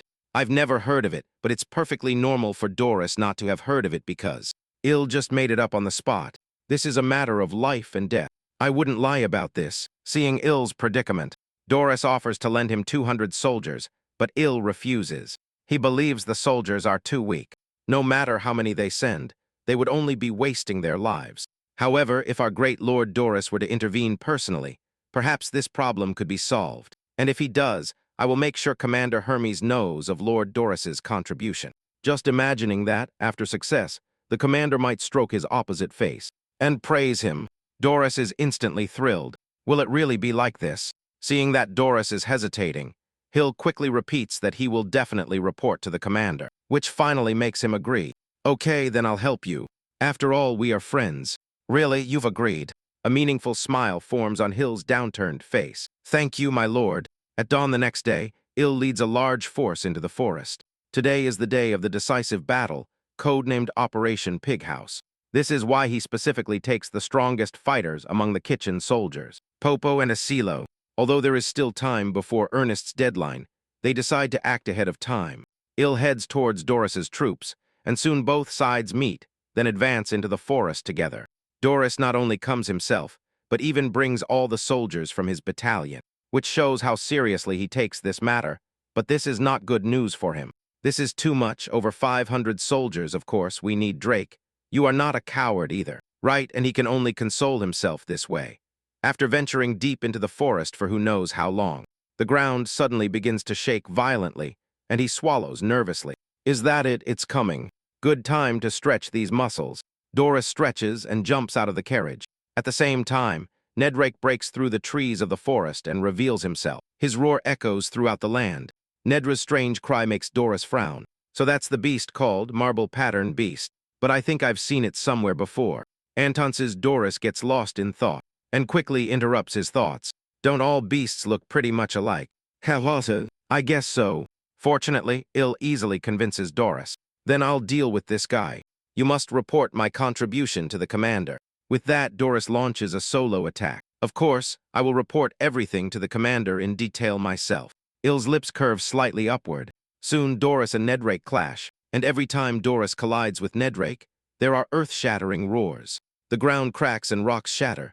My lord hero, when do we act? At this rate, that pig will end up defeating Nedrake, Rachel whispers from Eo's arms. But Eo's eyes widen in shock.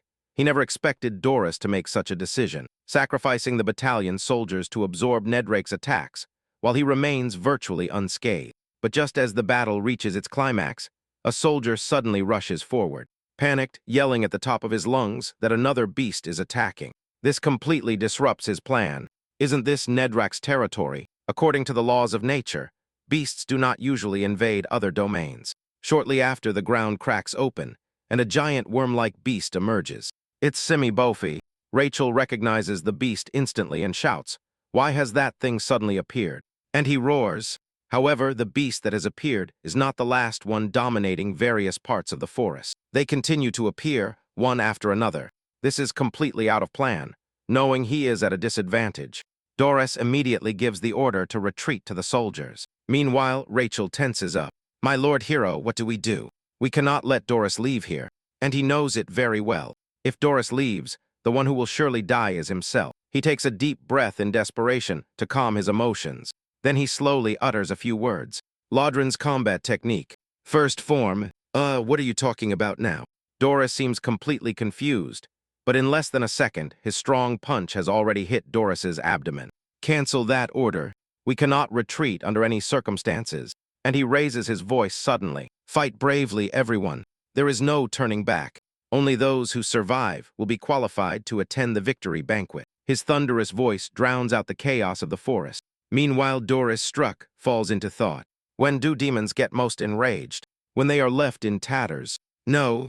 Or when they are defeated in a succession battle for command? Not yet. It's when he is betrayed by humans, who are like insects to whom he showed kindness. And yet they dare to betray him.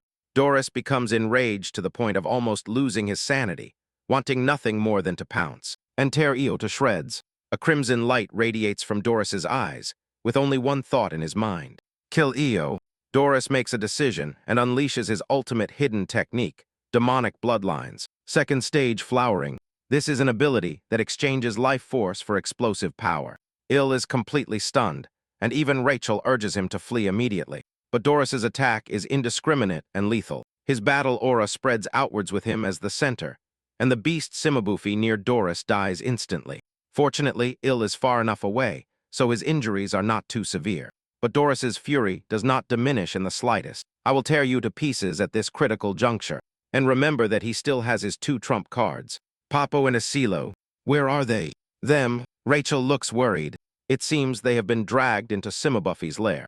Upon hearing the news, Il feels completely desperate, which means he will have to defeat Doris alone. An almost impossible feat. However, at that moment, Doris's trembling body suddenly coughs twice, and blood trickles from the corner of his lips.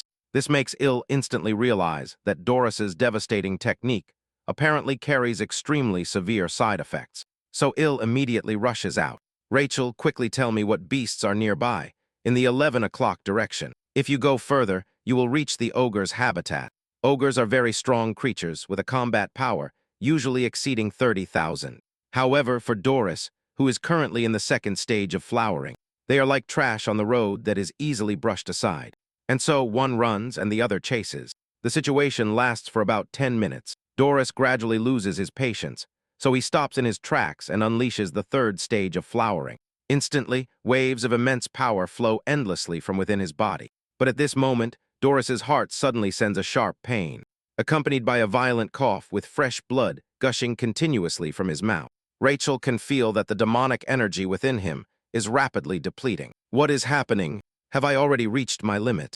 I must have used too much energy during the chase. Realizing the gravity of the situation, Dory turns around and takes off running. Hey, where are you going, buddy? You'll see. As soon as I regain my strength, you're dead. Perhaps his stamina is too depleted. Dory runs only a few steps before Ola catches up. You can't escape, and he clenches his fist, concentrating all his mana into it, laudering. Combat technique, 7th form, destruction, shockwave, but to his surprise, despite being greatly depleted, Dora still withstands his most powerful attack. The mana of both continuously clashes in the air, as if it were to split the earth in two. The next second, but at that moment, an unknown force intervenes in the clash, instantly sending Il flying. Damn it, what's going on? Without understanding, he quickly looks up to observe, only to see Doris clinging to Ernest's leg, begging for mercy. Please save me, Commander. But what greets him is the intense demonic power gushing from Ernest. Shut up, Doris. How stupid do you have to be for a mere human to beat you like this? Dory immediately falls silent. Taking advantage of his momentary stunned state, Il lunges forward with a swift move. As we agreed, at this moment, I have successfully defeated a battalion commander. The instant he utters those words, Il's kick powerfully strikes the back of Dory's neck. And to say that he has defeated a battalion commander is not wrong. Hermes is dumbfounded. Her lips part into a wide smile. Heh, how fascinating. Laughter erupts uncontrollably. In the office, Hermes asks, I told you to defeat a battalion commander, and this is the method you used. I exhausted all the methods I could think of, but I didn't expect to throw the troops into such chaos. After hearing his explanation, Hermes bursts into laughter. What on earth goes on in your head to come to such conclusions? I'd love to crack it open and see. Il freezes upon hearing this. Please curb your curiosity. I would be very grateful. Hermes feels that he is exploiting a loophole in her words, but considering that this is the first time, she reluctantly acknowledges that. Il completed the mission. I don't like this. Don't let it happen again. And he can only feel like a submissive subordinate. Yes, my lady. Thank you very much. Upon returning to Popo's residence, and he collapses on the floor. Phew, I really thought I was going to die. Today has been an exhausting day. By the way, every moment felt like walking on thin ice. What kind of enhancement did Doris use? It seems to be a martial skill exclusive to the demon race. We could ask that Minotaur about it. Hearing their conversation, Popo, who is resting at home, peeks his head out and says cautiously, "Okay, okay. Popo, you've worked hard too. I'm sorry I couldn't take better care of you."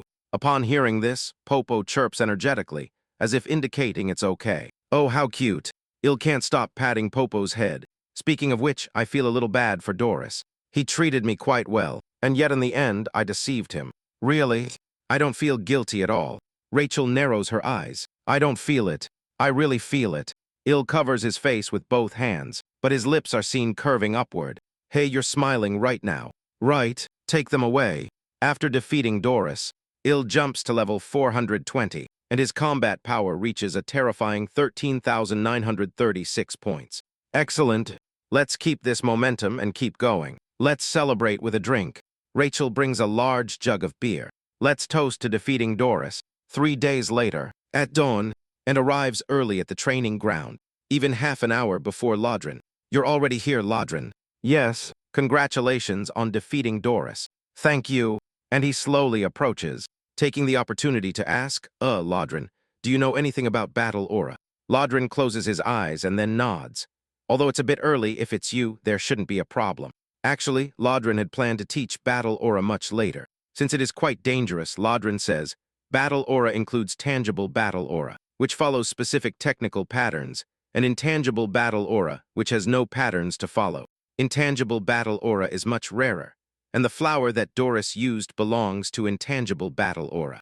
As Elle understands it, the former type is an attack skill, while the latter is an enhancement skill. Lodrin continues to explain that the evolution form is an ancient combat skill. Anyone who can use demonic energy can learn it, but very few use it because it carries extremely severe side effects. Il sinks into thought. Is it possible that I can also learn this evolution form skill? It seems I also have dark magic inside me.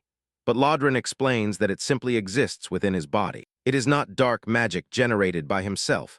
Then it should not be a problem even if something goes wrong. We still have Lady Adbossen here, and she wants to learn this technique even if it's dangerous. Lodrin brings his hand to his forehead and thoughtfully lowers his head for a long time. So either he immediately kneels down and grabs Audrin by the leg. If you don't teach me, I will die. You know Commander Hermes's temperament. She might force me into a duel with a regimental commander tomorrow. At his desperate plea, Audrin can only agree, but prepare yourself, as it may put your life in danger. Understood, every moment I'm here I'm playing with my life. Then let's start. Meanwhile, in the underground prison of the Galen Empire Cathedral, at this moment, before the Pope, hangs a bloody and battered man, none other than Oseljif, who, after failing the mission to rescue Saint Tez, has become a criminal. His cracked lips tremble. The Pope is about to initiate another round of torture, a torment disguised as penance. The Pope nods, acknowledging Jeffen's words. I will give you a chance to atone for your crimes. The Pope's disgusting words make him want to vomit. Caro Oso does not want to die. At least not yet. What chance? Kill Ivo Senmariad. The Pope's expression turns cold. Jeffen suspects he misheard. What did you say? Why? This makes no sense. Kill the candidate Saintias. What do you gain from this? The Pope does not answer. He just tells him that he doesn't need to know the reason. Jeffen shakes his head. I cannot accept this mission. The glutton of the Black Castle is not someone I can handle. Upon hearing this, the Pope's stern expression instantly softens. Don't worry. We will act when the glutton is not around. Besides, I will send 3 knights to assist you. So this time you must succeed, Jeffen. On the path to glory, failure is absolutely intolerable. On the other hand, after using the evolution form, Il collapses on the ground. Fortunately, Lodrin calls Abelstin. Are you too crazy? Making a human practice a combat technique specifically designed for demons. And he said he felt fine, and that, over time, the demonic energy left in his body would decrease. Abelstin looks at Lodrin with a dangerous gaze. Are you a cleric when you're not even an expert? How can you determine that something is safe? If not, why survival rate is less than 1%. Previously, she had wrapped and sealed the demonic energy inside him, but now it has been completely released. In this situation, Abelson has only one method, to completely merge the demonic power from within Il's body. With his flesh, this is completely different from the previous situation, where the demonic power simply remained inside him. It is a fundamental transformation of the human species that should not be possible by normal logic. I will use holy power to suppress the demonic energy. Then I will spread it wide and evenly, adjusting the concentration in each part until it is within a range his body can accept. Is this really possible? Laudren's expression becomes grim. I'm not sure either. There is no precedent. There is also a possibility that the demonic energy will resist the holy power and become violent. But in any case, we have no choice but to at least try. Upon finishing speaking, a dazzling golden light instantly illuminates the surroundings, and the holy power gushing from Abelson's body begins to seep into Il. 3 days later, Il groans and opens his eyes. What happened to me? Before he can even get up, Papu and Rachel rush over. You're awake. You've finally woken up. Our hero has finally awakened. Rachel stares intently at Il. My lord hero, are you okay? I'm fine, Il replies weakly. His memory stops at the moment he learned the evolution form, but his body doesn't seem to show any abnormalities. Il checks as he opens his status screen, just as he thought. What he feared most has happened. The box symbol that suddenly appeared on the status screen not long ago has now turned into demonic energy. I'm really done for now, Rachel. Is it possible for a hero to possess demonic energy? Shortly after Il wakes up, Hermes and Laudron also arrive upon hearing the news. I told you he would wake up. No, Hermes listens to Laudron's entire story and finds it fascinating. You tried to convert demonic energy into human power. What an interesting idea. Why didn't you tell me? Hermes's voice suddenly trails off. It seems there's a reason why humans call her a saintess. To keep you alive under these circumstances. How about I lend you a hand? In an instant, Hermes's mouth slowly opens and she approaches, step by step, with a smile releasing her magic power, just as she tries to back away. Enormous amounts of magical power flood his body with unbearable pain, and his consciousness gradually fades. Don't worry, Laudron, he'll be fine. It's okay, just sleep for a while, you should feel honored. With this inexplicable statement, EO's consciousness completely fades. The demon lord, summon me. I have to go. Laudron, I have something to entrust to you. In the blink of an eye, 3 days have passed since Hermes left, and Yil, who had collapsed, fortunately recovers quickly. All thanks to Abelson's efforts. During these days, she has been meticulously caring for EO. Thank you, Lady Abelson. There's no need to thank me. It was your willpower that helped you overcome it. Abelson suddenly says, in a low voice, you are my only hope. This statement confuses Il, but Abelson refuses to say more. Today's treatment is over. I must leave. Lady Abelson, why are you suddenly saying such strange things? How much are you hiding from me? After Abelson leaves, Il immediately seeks out Audrin and asks him to continue the training. Are you sure it's okay? Laudrin looks at Il with concern. Lady Abelson also said that, as long as I don't use magic power, there's no problem. Upon hearing Il's words, Laudrin's thoughts have already drifted far away. 3 days have passed since Commander Hermes left. This meeting held in the Demon Lord's castle is an annual event, but for some reason, this year I have a bad feeling. Laudrin, only after Il's repeated calls does he come to his senses. You've been very busy these days, haven't you? Because you assume all the responsibilities of the Legion commander. Is there anything I can help you with? Laudrin shakes his head. It's nothing. The commander will be back soon anyway, so don't worry about me. Focus on taking care of yourself. Upon hearing these touching words, Il immediately bows in a deep bow. Yes, sir, I understand. Seeing his radiant face, Laudrin gets another idea, and he has become stronger, although he himself doesn't seem to realize it yet. Is this evolution the result of his body adapting to demonic energy? Perhaps Il's body is getting stronger as it adapts to the demonic power. Just as he is pondering the reason for this growth, Laudrin's expression suddenly freezes. This is holy power in the demon army, 3rd Legion headquarters. Black Giant Star. Laudrin really senses holy power, although candidate Saint Abelson is indeed destined here. What he senses now is undoubtedly not Abelson's power. Someone is hiding holy power. There are 4. If Laudrin were not exceptionally sensitive to holy power, he probably wouldn't have noticed the anomaly at all. It seems trouble is brewing, and he says, what trouble? There's no time to explain. Stay here, leaving him standing there. Stunned, Laudrin hurries in a certain direction, perhaps to hide his movements. The invaders are advancing slowly. The infiltration is going quite smoothly. Is it because the glutton isn't here, Jeffen? Unlike the knight's relaxed state, Jeffen is quite serious this time. Lower your voice. The glutton may not be here, but there is another monster in this castle called the Red Nightmare. Just as he finishes speaking, Lodrin, who has just arrived, manages to intercept them. The invaders are four hooded humans, clearly stunned to see Lodrin suddenly appear. He is the Red Nightmare. The demonic power of this guy is extraordinary. Be careful, everyone. The leader, Jeffen, immediately gives combat orders to the squad. Lucas, Nell, go find SD. Abelson, Orca, you and I will face the Red Nightmare together. Looking at those eyes. Lodrin frowns. That guy is, at the very least, division commander level. Osult Jeffen can perceive division commander level magical power from him. The objective is probably to rescue Abelson. Given that they have such an important mission, they must have brought the elite forces, and the remaining three are, at the very least, company commander rank. Honestly, Osult Gaffin alone is already quite difficult to handle. But fortunately at that moment, Ill's voice comes from behind Lodrin. This looks quite serious, so I've rushed over too. Although Lodrin says aloud, "Didn't I tell you to stay put and wait for me?" Inwardly, he is actually filled with gratitude. Listen, Ill, their objective is the Saint's trial. As Lodrin speaks, he takes off his necklace and throws it to him. Do the Saint's trial, and flee immediately, and use this necklace as proof to summon the senior officers of our unit. Understood, Ill nods without hesitation. At the same time, the human side also begins to move. Hefnin and Lodrin engage in fierce combat. Stop that guy. If this gets out of hand, it will be a problem. Two knights immediately pursue Ill without the commander's orders. You cannot take the Saint's trial under any circumstances. At that moment, Lodrin thrusts his fist towards the ground. Lodrin's combat technique. Seventh form. Explosion. Shockwave. The instant his fist touches the ground, it flips and shakes, thanks to Lodrin's help, and he manages to escape and runs straight to Ableton's room. At that moment, the hero system suddenly appears. Evil villains are trying to kill Ebos and Marriott.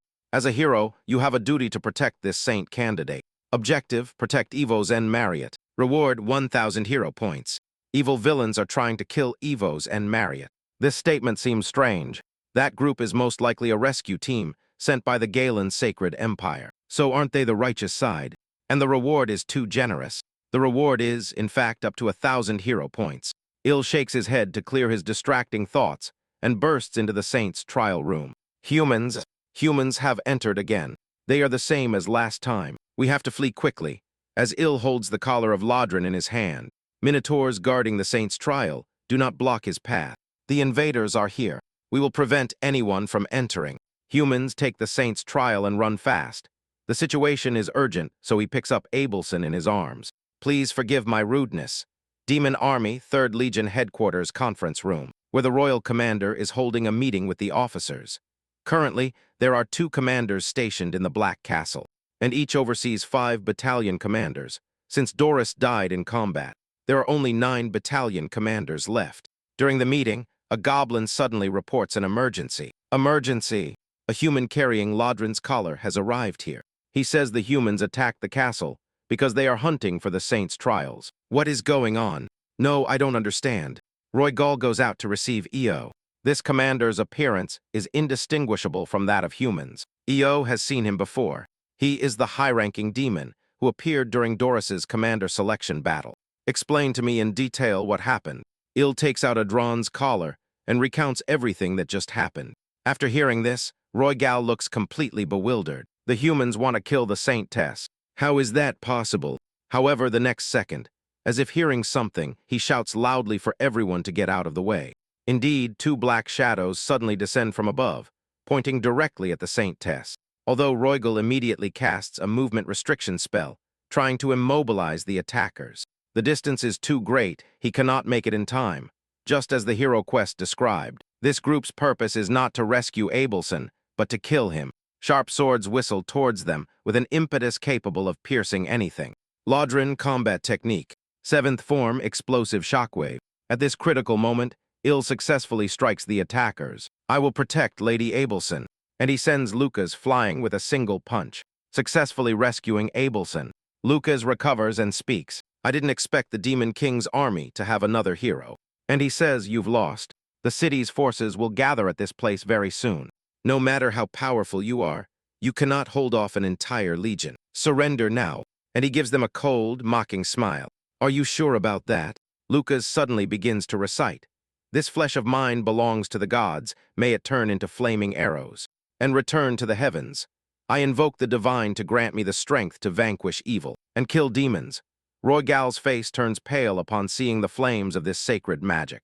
He shouts in disbelief, this man is casting a self-immolation spell. He's completely mad. At this moment, only Abelson, and Lucas remain within the wall of fire, completely isolated from the outside world. Lucas says confidently, the high-ranking demons outside cannot easily break through this wall of fire, so abandon the hero of the saint. And he demands and seems confused. You are both humans. Why do you want to kill her, miss? Abelson is one of your own. Lucas sneers, one of our own. You're an idiot. You've been watching this unfold and still haven't figured out the truth. Abelson quickly explains, Lord E. The Holy Empire was abandoned by the gods long, long ago. His throat tightens. What they want is an obedient puppet.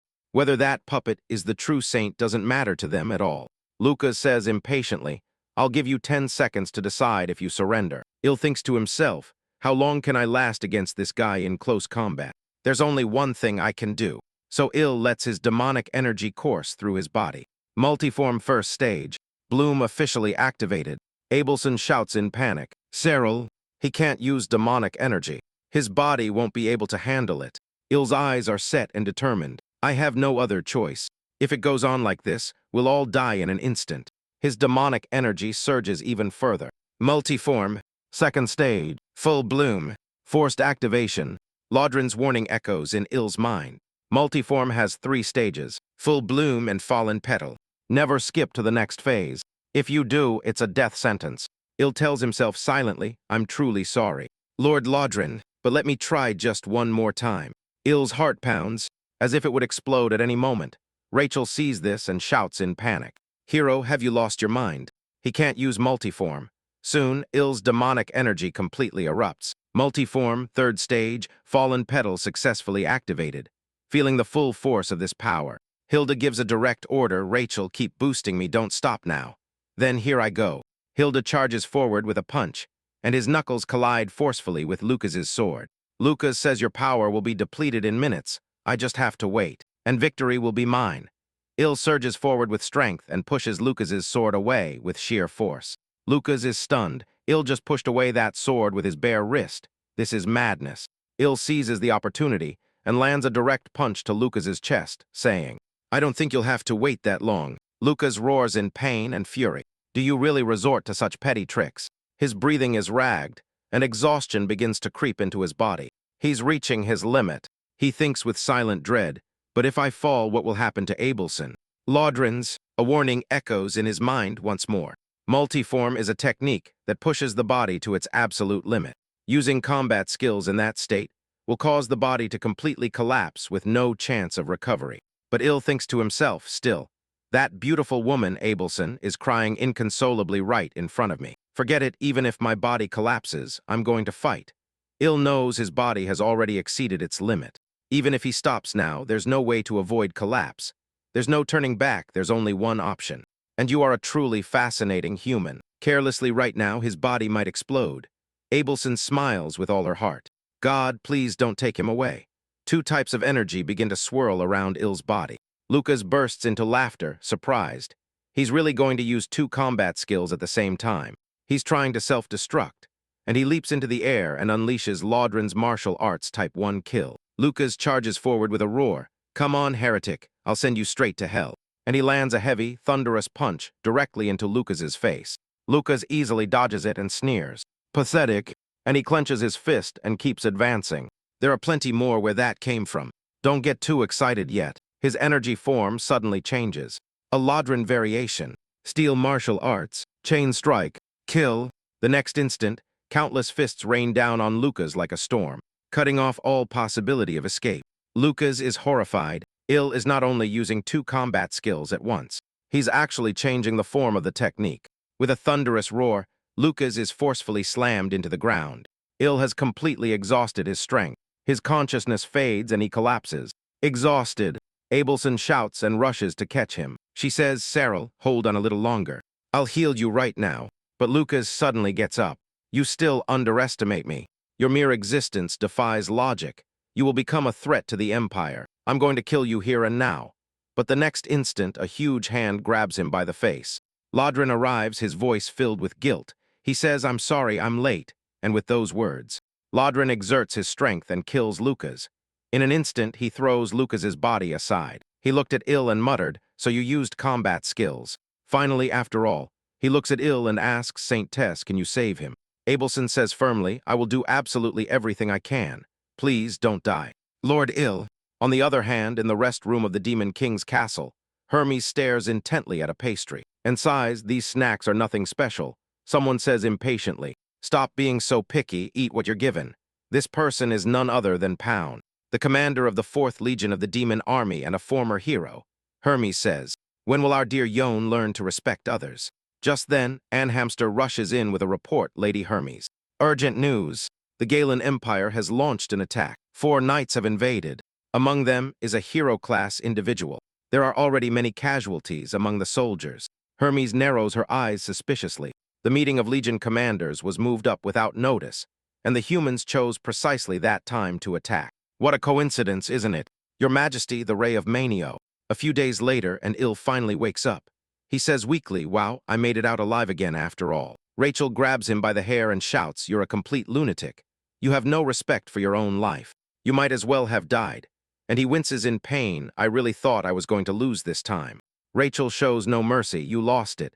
You managed to execute the combat skill, but that monster took the hit and survived. Lodrin appeared out of nowhere and finished off the monster. Saving your life, he finished it off in just a few moves. It was incredible after that. The Saintess and Lodrin took turns looking after you every day. Popo and I also came to keep you company sometimes. Everyone said it was a miracle from heaven that you survived."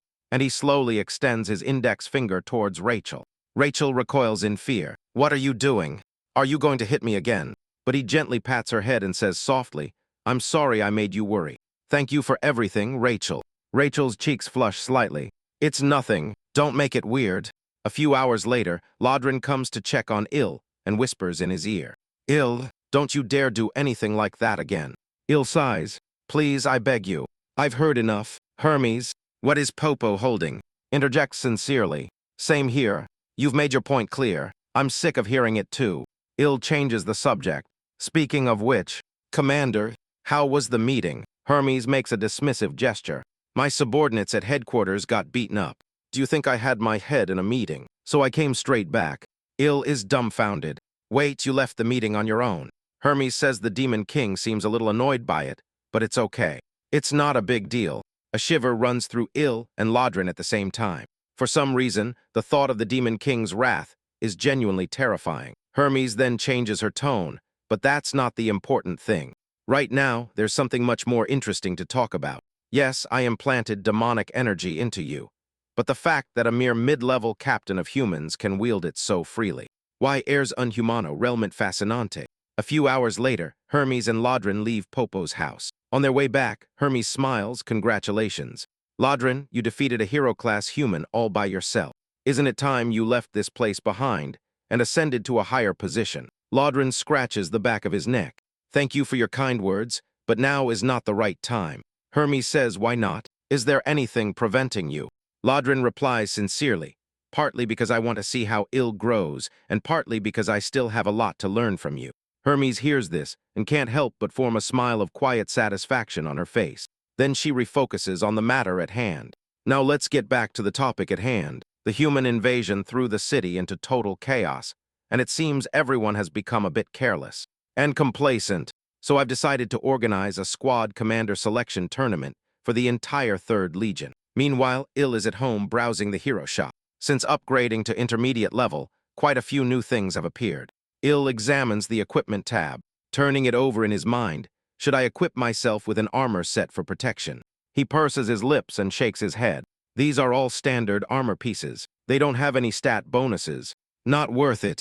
And he sighs. There are so many conditions tied to the equipment that I can't make heads or tails of any of it. He makes up his mind and decides to improve the combat power meter first. It's the most practical option. He stares at a new option. Generate combat skill or magic. What the heck does that mean? He tries to guess. It's probably not an item. It must be the ability to generate a custom technique. The system beeps. Hero points reduced by 500. Begin generating combat skill. Start. And he has a moment of revelation. So it turns out it converts movements into skills this way. He begins recording his own movements and mana fluctuations. The system beeps again. Recording complete. Generating combat skill.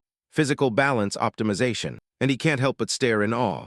This is one of those next-gen systems. This is insane. My life is finally on track for an isekai protagonist-worthy plot arc. The system suddenly sounds an alarm, a warning. Combat skill generation failed. Please use the system correctly. And he is instantly speechless. I followed the instructions to the letter. Why isn't it working? Rachel interjects beside him. He probably can't detect someone using demonic energy to trick the system. That's your problem. Ill's anger flares, he slaps Rachel and sends her flying. I'm already furious. And you're going to stand there and make jokes. If the hero shop isn't going to work, I'll find someone else to help me. So at Laudren's training ground, Ill falls to his knees with a thud. Master, please help me. Laudren says in a low, firm voice, you mean you want to develop your own personal combat skill? And he senses it enthusiastically. Yes, I really need it. Laudren nods. Okay, I'll lend you a hand. It just so happens that I'm going to train you today. He turns and starts walking. Come on, let's train. And so begins the days of training, more training, and even more training, until, finally, Ill is so exhausted he can barely move. But at last, he manages to complete his own custom combat skill. The system sounds, Tim. Congratulations on completing a hero quest. Ill's rank, quasi-hero, is now level 461. He cries out in excitement. At last, my own combat skill has seen the light. Laudren, Steel, Martial Arts, Variation, Grand Noble. The day of the selection tournament arrives. The host, Jack, takes the stage to explain the rules. This selection tournament consists of 3 independent mini-competitions. These trials will be conducted in a completely different manner from conventional commander-level tactical battles. The countdown begins. Within an hour, the much-anticipated first competition is about to commence. And the name of that competition is the Death Race. At that moment, a figure approaches him. It's Passion A, and she starts by saying, I've been watching you. You're human, aren't you? On the outside, you look like an ordinary hero, but I can sense a faint trace of demonic energy within you. And he immediately starts sweating coldly. Laudren rushes over at that very moment. Excuse me, could you step aside for a moment, Commander Paquionia?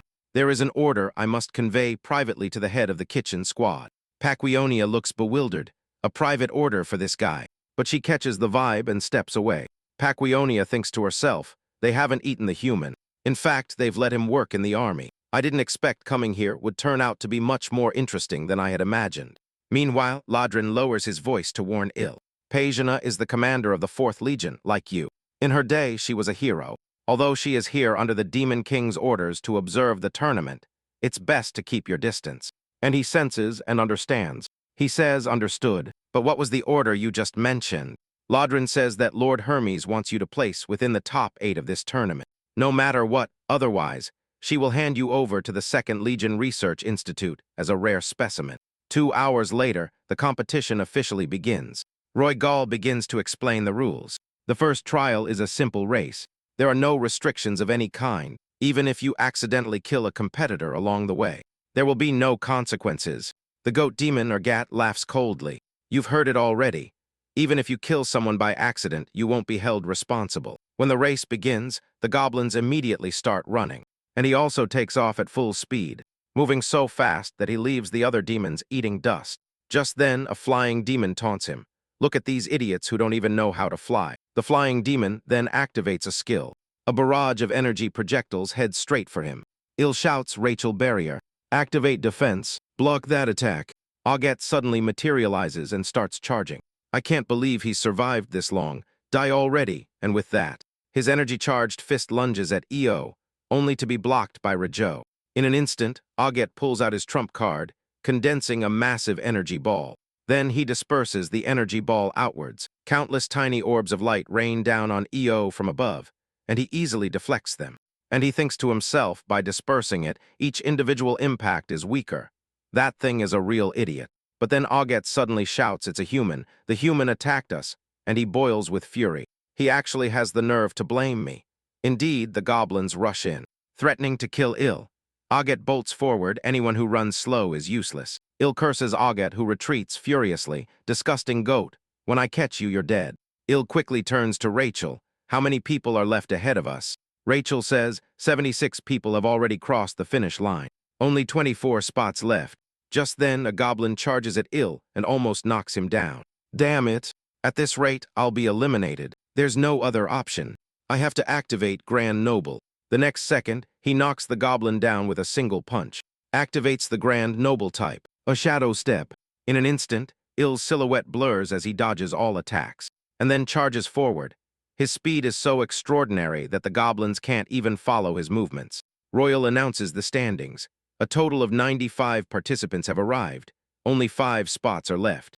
And he clenches his teeth and strains even harder, thinking, I have to get one of those spots. Very soon, and he spots that damned goat demon. And he speeds up and taunts, I've got you. No, next, he activates his combat skill, Ryladrin, Steel Martial Arts. Type 3, Savage Charge. Il charges forward and unleashes his punch. Aget is sent flying directly into the finish line wall. Rugal announces at the top of his lungs, Aget, the 99th, and the 100th participant to cross the finish line. Il lets out a sigh of relief. I really made it. Aget crashed against the wall. He bursts into rage and screams for his blood. Roygal quickly steps forward and kicks him away. The race is over. Private fights are not allowed within the competition grounds.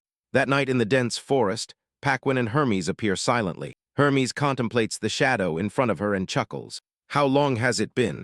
Montaigne, an imposing figure, steps forward. Montaigne replies respectfully. It has been 97 years, 3 months, and 11 days. Lady Hermes, what do you want me to do? Montan confirms the mission details. So all I have to do is steal the flags of all the competitors. Hermes says that's right, but don't keep them all. If someone looks really promising, let them keep their own. Pakiana scoffs at her, making it so easy for people. Don't tell me you're going soft. Hermes says softly, commander of the 4th Legion, have you ever wondered why demons keep losing to humans? Without waiting for Pakiana to answer, she provides the answer herself. Because our way of fighting is completely inflexible. Demons, no matter the situation, want to solve everything through brute force. But humans are different. When a fight isn't in their favor, they don't confront it head-on. They devise cunning strategies and find ways to reduce the power difference. That is precisely why the Demon King's army keeps losing to humans, who are much weaker than us. Hermes playfully nudges Parkion, commander of the 4th Legion. You really should read more books. The rules for the second round are quickly announced. Random teams of 4 are formed, and after 48 hours, the 10 teams with the most flags advance to the next round. The team assignments are revealed. Team 9 consists of Aget, Ikiguli, Petitson, and LL. Aget reads the list and lets out a triumphant laugh. Rotten human, your luck has just run out. The very instant he finishes gloating, a sharp metallic clang rings out. The massive, imposing Montan appears in response, heading directly for Team 9 to claim their flag. Aget assesses Montan. What are you? Some kind of golden goblin, and he urgently tries to stop him. Don't charge, but Aget ignores the warning and charges directly at Montan. His teammates also charge forward, determined to snatch Montan's flag. The next second, Montan unleashes his attack, and the teammates go flying through the air. Completely defenseless, Montan claims Team 9's flag, with only 1 minute left in the competition. Il says, go everyone. On my signal. Il gives the signal, goat magic attack. Aget immediately charges an energy ball and throws it at Montan, aiming to restrict his movement. Il immediately shouts afterward, Ikiguli, it's your turn. Ikiguli, in eagle form, immediately dives towards Montan. Ikiguli lunges forward with his beak as sharp as a razor. Montan smirks at the pincer attack.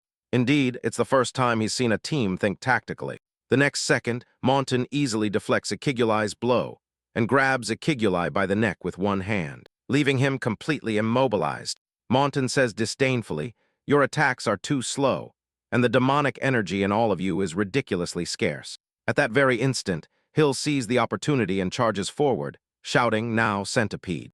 The centipede bursts from beneath Montana's feet and coils around his legs. Hill activates the type, Grand Noble. He takes a determined step and runs towards Montana at full speed, going for the flag.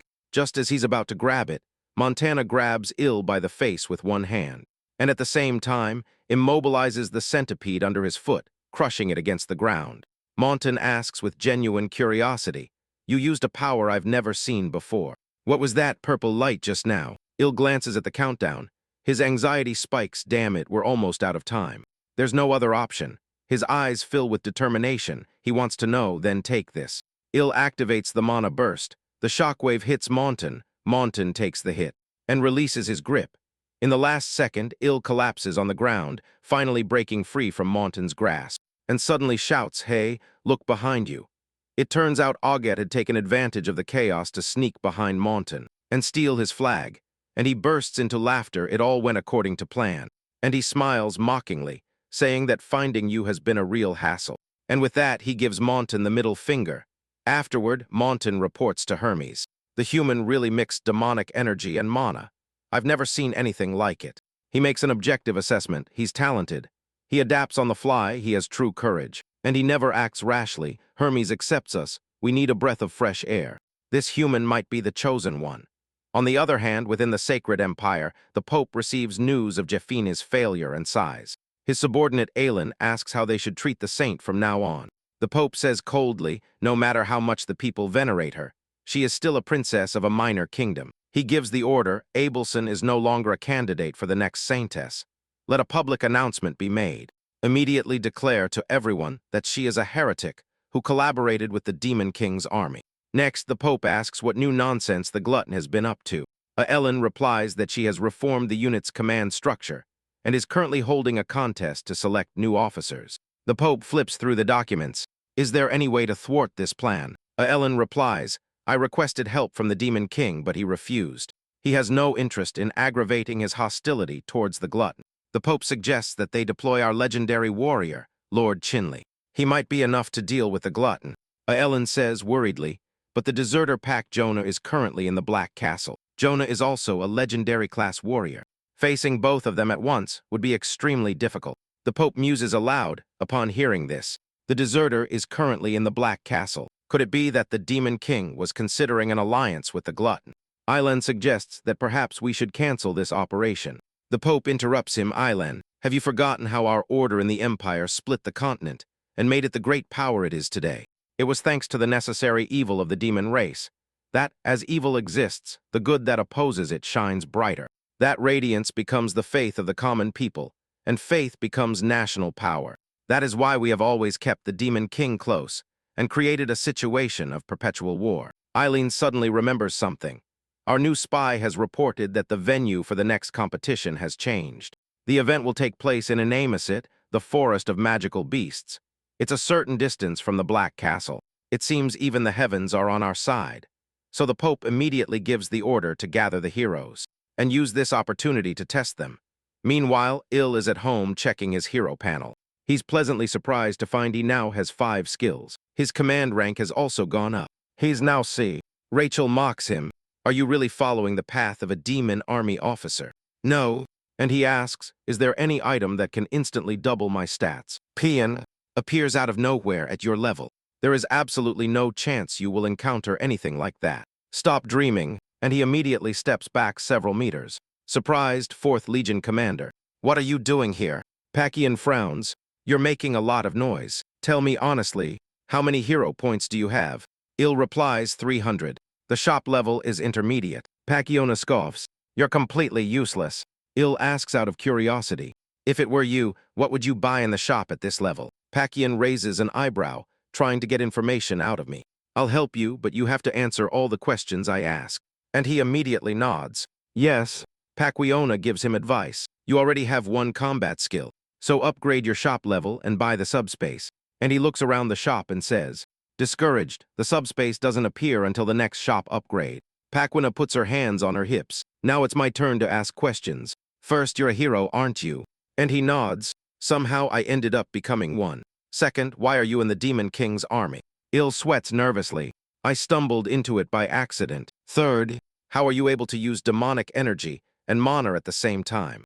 Il says it just happened. Paquina says, so somehow you became a hero. You accidentally stumbled into the Demon King's army, and just like that, you figured out how to mix demonic energy and mana. Il continues to sense that's right. Paquina says, you need to be taught a lesson. And without another word, she kicks him flying. Shortly after, Paquiona sits on top of him and asks, do you want to join the 4th Legion?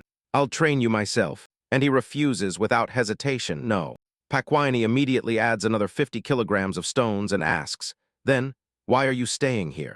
What exactly are you looking for? Hallow struggles to articulate the words. For starters, Lord Hermes would probably kill me if I tried to leave. Pakwani insists and your next goal. And he replies honestly, to marry the rich blonde girl and be a great father to 5 children. Pajani is not impressed at all. Fine, as you wish. Anyway, Hermes isn't going to let you go anywhere. After Paquian marches off, Il mutters to himself. Besides, I think I'm starting to really like this. On the day of the 3rd round, Il has everything ready, and then says goodbye to Popo. Be good and take care of the house. I'm going to win 1st place.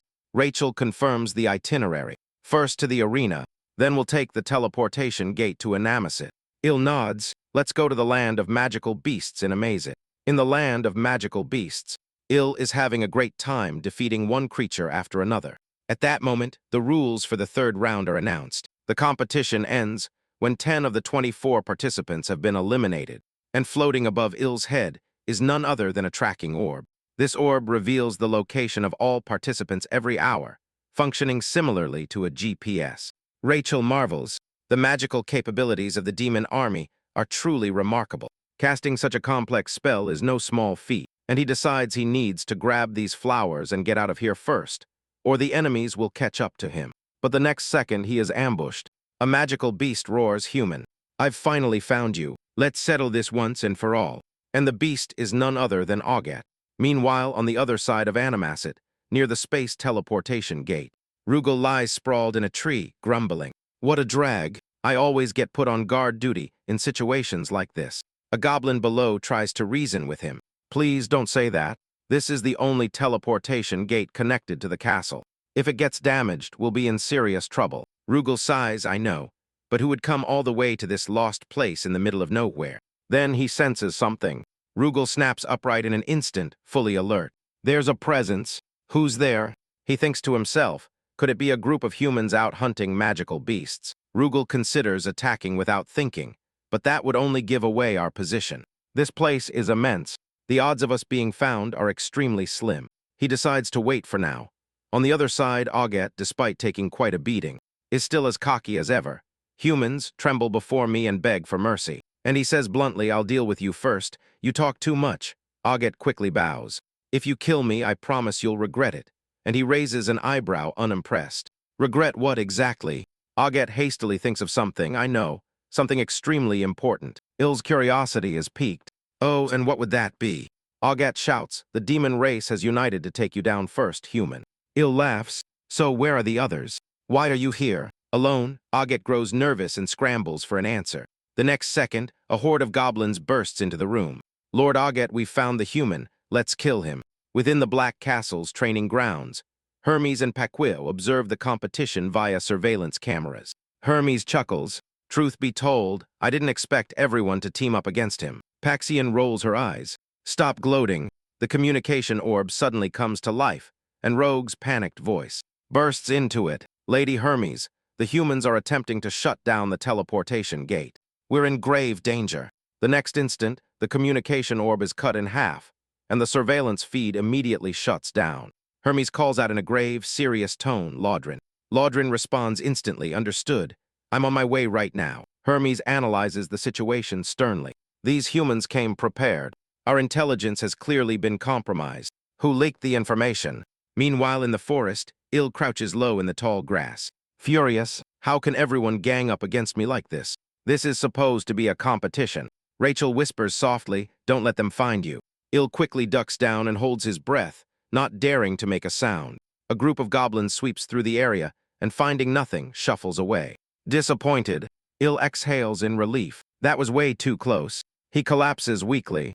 It was absolutely agonizing. How long am I supposed to endure like this? Rachel suggests, what if you provoke a magical beast fight right here? Is there anything useful in the hero shop? He opens the shop, hoping there's something that will get him out of this mess. Suddenly his eyes light up. Oh, this item looks promising. It might be useful to me. Just then, a figure in black robes approaches and says, are you the hero everyone's talking about? The figure pulls back their hood, and the numerous group behind them does the same. He clearly sees their faces and freezes. There are humans here. Something tells me this isn't going to end well. The leader of the robed figures introduces himself. I am the hero, Andrew Taylor. The system suddenly sounds an alarm. Quest activated. You have encountered a team of heroes. Survive by any means necessary. And he immediately falls to his knees. Sir, I am Yil. A rookie hero, what brings you to such a remote location? Andrew replies coldly, hunting demons, and exclaims how cool, taking down the demon race. Justice has arrived, and he gets up and bows, and then says, I'll be off to take care of some demons myself. And with that, he turns to leave. Andrew immediately draws his sword upon seeing this, and brandishes it at him, saying, there's also the matter of executing human traitors. Just then, Augette arrives with a horde of goblins. I found the human. Augette laughs in a hideously human manner. Did you really think you could escape the great Lord Augette? Ill's mind races, and he shouts at the top of his lungs, let all participants join me in singing the anthem of the 3rd Legion of the Demon Army. Augette and the goblins stare at Ill with completely blank expressions. Andrew is utterly baffled, thinking, has this guy gone mad? He takes the initiative and starts singing at the top of his lungs. We are the mighty demon army. Augette and the goblins instinctively join in, crush the humans, devour the humans. He uses the moment to rally them. That's the spirit of the proud warriors of the demon army.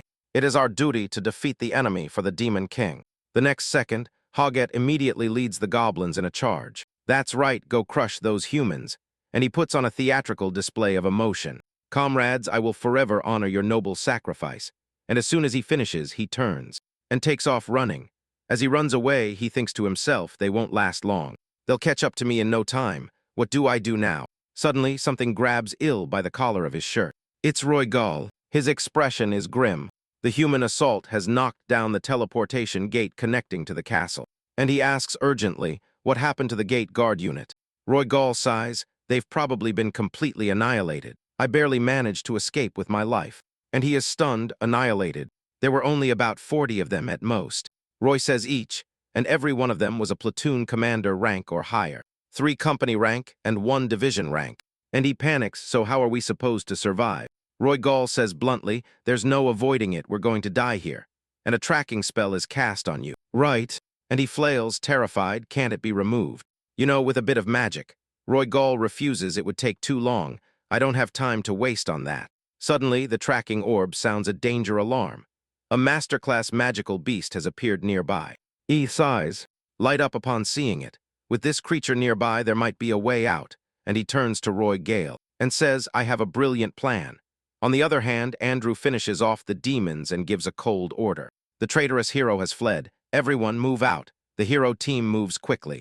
Andrew senses a presence ahead. The traitor is not far to the east. At that moment, Amusette's most powerful predator, the giant man-eating plant, rises before them. Andrew calculates silently. It's not invincible, but the casualties would be severe. Very soon, the giant carnivorous plant begins to stir restlessly. Andrew immediately gives the order, you guys. Keep the beast's attention on you. The traitor on top of the plant, I'll handle that personally. It turns out he and Roy Gall have climbed onto the carnivorous plant and gained its favor by using perfume with pheromones, convincing it to help them. The two stand atop the plant disguised as women, mocking Andrew. Andrew stares at the scene before him, completely speechless. The next second, he leaps onto the carnivorous plant, and he shouts, here it comes, watch out. Roy Gall calmly says, I know, and blocks Andrew's attack in the blink of an eye. Andrew unleashes his signature technique, Advanced Heroic Swordsmanship, Hero's Path Type 1. He wields his sword in a fierce, relentless attack. The other heroes swoop in upon seeing this, and they all charge at Rui Gel with their attacks. And he reacts instantly, kicking away the heroes charging at him. One after another. He shouts at Rui Gel, I'll handle the small fry according to plan. Please, just hold on a little longer. Andrew scoffs, so your battle plan was just to buy time from the start. Roy Gall says nothing more. He just lets out a cold growl and keeps deflecting the attacks. Andrew roars in fury, how long are you going to keep hiding? Shameless coward. Roy Gall dodges and blocks while silently marveling. So this is the human strategy. As despicable as it is, but it should buy us a considerable amount of time. On the other hand, the heroes he had knocked down slowly get back up. They begin to mumble under their breath. Kill the traitor. Those are the orders. And then they pounce on him. Screaming, the heroes attack relentlessly. Their swords are razor-sharp and convey a blood-curdling killing intent. And he thinks in alarm, these guys are strong. If that sword hits me, it'll cut me in half. But their movements are so rigid and mechanical, completely inflexible. There's no psychological warfare involved whatsoever. They just attack like machines. Hill takes the first step, driving his foot into the hero's ankle and unbalancing his rhythm. Immediately after, he lifts his leg and kicks it against the hero's neck, restraining his movement. As the hero stumbles forward with his head bowed, Hill delivers a powerful kick to the back of his neck. After they all fall, Hill comments that indeed it worked. Are these guys really human? Opalide's face suddenly, maintaining multiform for too long, has almost depleted all his stamina.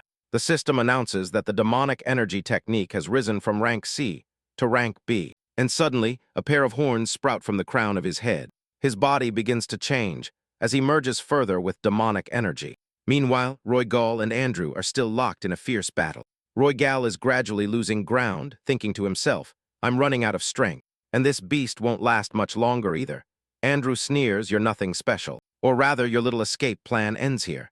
Heroes grow stronger with every demon and magical beast we kill. I'm already level 983. Once I defeat this human shield beast, I'll reach level 1000. And with that, Andrew lets out a war cry and charges forward, facing Roygal in a fierce aerial exchange. The two grapple and land on the carnivorous plant, and the vegetation beneath their feet trembles violently. Roygal is gradually losing ground, forced to move by the plant to evade me. Andrew laughs heartily. Once I level up, I'll be able to finish off a nobody like you in the blink of an eye. And with that, he raises his sword and points it at the carnivorous plant, ready to harvest the massive experience points. Roygal lets out a cold snort and then activates a skill. Living restriction, multiple bindings. Chains explode outward in an instant. Andrew, caught in the chains, roars an immobilization skill. What do you think this cheap trick will accomplish? Roygal's voice takes on a mysterious tone. We also have a hero who can level up on our side. And with that, Hill appears behind Andrew, radiating a sharp, lethal aura. Andrew asks, horrified, what happened to you? Are you some kind of demon? Without a word, he plunges his fist directly into the heart of the carnivorous plant. The system goes wild with level-up notifications. Ill's level skyrockets. The gigantic carnivorous plant collapses to the ground. Its massive body gradually becomes still, and he looks at Rugal and says, you've worked hard. Then he immediately turns to taunt Andrew. Get ready, because I'm coming for you now. Andrew boils with rage. Do you really think you can defeat me? He unleashes his trump card. Advanced heroic swordsmanship. Type 3. Execute. And he raises his hand and cleanly blocks the attack. Suddenly, Ill is filled with strength, and he pushes Andrew back several meters on the spot. Andrew refuses to give up and, roaring, unleashes his advanced heroic swordsmanship technique. Type 7. Ill sidesteps and sends him flying with a single kick, with a thunderous roar. Andrew takes a kick so hard that he crashes into a solid wall. He asks in disbelief, what exactly are you? Are you really a demon? Ill walks towards him slowly. Do you know something? I've always fought against people stronger than me. Then he kicks Andrew again, eliciting a cry of agony. Next, he grabs Andrew by the face and slams him forcefully into the ground. The pain almost knocks him unconscious. Hill holds him by the face and continues, so I've realized something. He clenches his fist, putting all his fury into the blow, saying, levels are just meaningless numbers. After the fight, Hill can no longer stand, racked with pain. He collapses onto the ground. Roygal approaches and pours a red liquid into his mouth for him to drink. Hill sits up and says, what the heck is this awful medicine? Roger explains, it was brought to you by Totasil. Rachel flies over in tears, clutching a vial of medicine. It's a high-grade healing potion. Drink another vial. And he asks, confused, where did all these high-grade potions come from? Rachel hugs the vial and replies, they were dropped by the dead heroes. And he says, so now that I've killed my own kind, not only am I not punished, but I also gain experience and loot. I'm starting to feel more and more like a villain. Roygal assures him that that's only by human standards. From my perspective, you're fine. Don't obsess over what humans think. Right and wrong have never been absolute. Ill becomes emotional upon hearing this. Is this your way of comforting me? I'm not used to this. Roygal gives him a gentle kick. Shut up. Get some rest and stop talking nonsense. I already requested reinforcements before the communication was cut off. Someone will arrive soon. Ill smiles, you're the smart one, as usual. A short while later, Lodrin rushes in and quickly constructs a makeshift teleportation portal and sends everyone back through it. A short time later, the group returns to the 3rd Legion of the Demon Army and beholds the scene of devastation before them, unable to utter a word. His voice trembles with rage. How did our home end up like this? The next second, Hermes appears. Pakuna demands furiously, are you done being angry yet? However, you know the truth perfectly well. I am not a traitor. Hermes begins to charge with a cold, mocking smile. Whether you're a traitor or not is irrelevant. The point is, I'm furious right now, and anyone on the Demon King's side will receive no mercy from me. Pakuna prepares to attack in kind. Two colossal forces clash. Suddenly, a figure appears and interposes himself between them, absorbing both attacks with sheer brute force. The newcomer says in a deep, authoritative voice, Lady Hermes, the Demon King has given an order. Please withdraw immediately and do not act rashly. This person is the 5th Legion commander and chief of the Minotaur clan, Hasgase. Hermes chuckles, well, what brings you here? How is it that the Demon King sent you ahead of time? Then she realizes that woman was a decoy. The Demon King feared someone else watching me this whole time. As Jay says expressionlessly, you are jumping to conclusions. Lord Hermes lets out a self-deprecating laugh. Perhaps I got carried away. I shouldn't doubt the Demon King. I was locked up for 100 years for saving Lotharge, and you think that was my fault too, don't you? And with those words, a powerful surge of energy erupts once more around Hermes. Lodrin rushes over, Lady Hermes. The two of you, please stop this immediately. Osgase turns to look at the newcomer and exclaims in surprise, Lodrin, what are you doing here? Hermes lets out a cold snort, all right, that's enough for now. You should be grateful to your nephew. Osgase. Afterward, all rests at home while receiving treatment. He wonders confusedly, what was all that fighting about? Even the demon army is in disarray. Abelson says, at the very least, you've reached platoon commander. Do you really intend to stay in the demon army? Il says, I think so. This whole ordeal has made me an enemy of Galen, and I have no way of returning to the human world anymore. I've grown horns and can wield demonic energy. But now that I think about it, the heroes I've encountered this time, aside from the strongest one, the rest seemed a bit strange. Their eyes weren't set, and their expressions didn't change, not even when they died. And he looks at Abelson. Do you know anything about what's going on? Abelson shakes her head truthfully. I don't know either. After all, I was kicked out. The Holy Empire has many powerful heroes. As for how the Holy Empire produces so many heroes who become so powerful so quickly, the outside world has no way of knowing. Lodrin suddenly appears. Apologies for interrupting. Lady Hermes is asking for the two of you to come by. In Hermes's office, she says today's agenda is an errand. I need to reinstall a spatial interference mana field. Il looks completely lost. Spatial interference. What the heck is that? Hermes says installing prevents assassins from teleporting directly into your room. But only the 2nd Legion can manufacture this type of device. Il and Abelson's eyes widen. Alarmed, don't tell me you're sending us on a field mission. Hermes says that's right, I'm assigning the two of you. One is my messenger, and the other is the assistant medic. I'll protect you from humans so that, for once, you can earn your own keep. That said, I'll assign you a competent guide to accompany you. The Demon King's council chamber. The Demon King says Lothark won't be attending today either. Osgase says Lothark has never attended an emergency meeting. Dorisigiz clicks his tongue. I don't care if he shows up or not. He's a pain. Pagina snorts coldly. Anyway, if he were here, he'd just spout nonsense. Let's get started. And so the Demon King speaks in a grave tone. The session is now open. The room immediately falls silent. His expression is stern. Today's matter concerns the 3rd Legion commander, Hermes. Hermes organized a large-scale event without submitting a report. The humans took advantage of the security lapse to launch an invasion, resulting in the deaths of a significant number of soldiers and the loss of many of our top talents in terms of combat power. Andrew steps forward to present the report. 97 confirmed deaths and over 100 serious injuries. The Demon King continues upon hearing this. Furthermore, Hermes launched an unprovoked attack on the 4th Legion commander.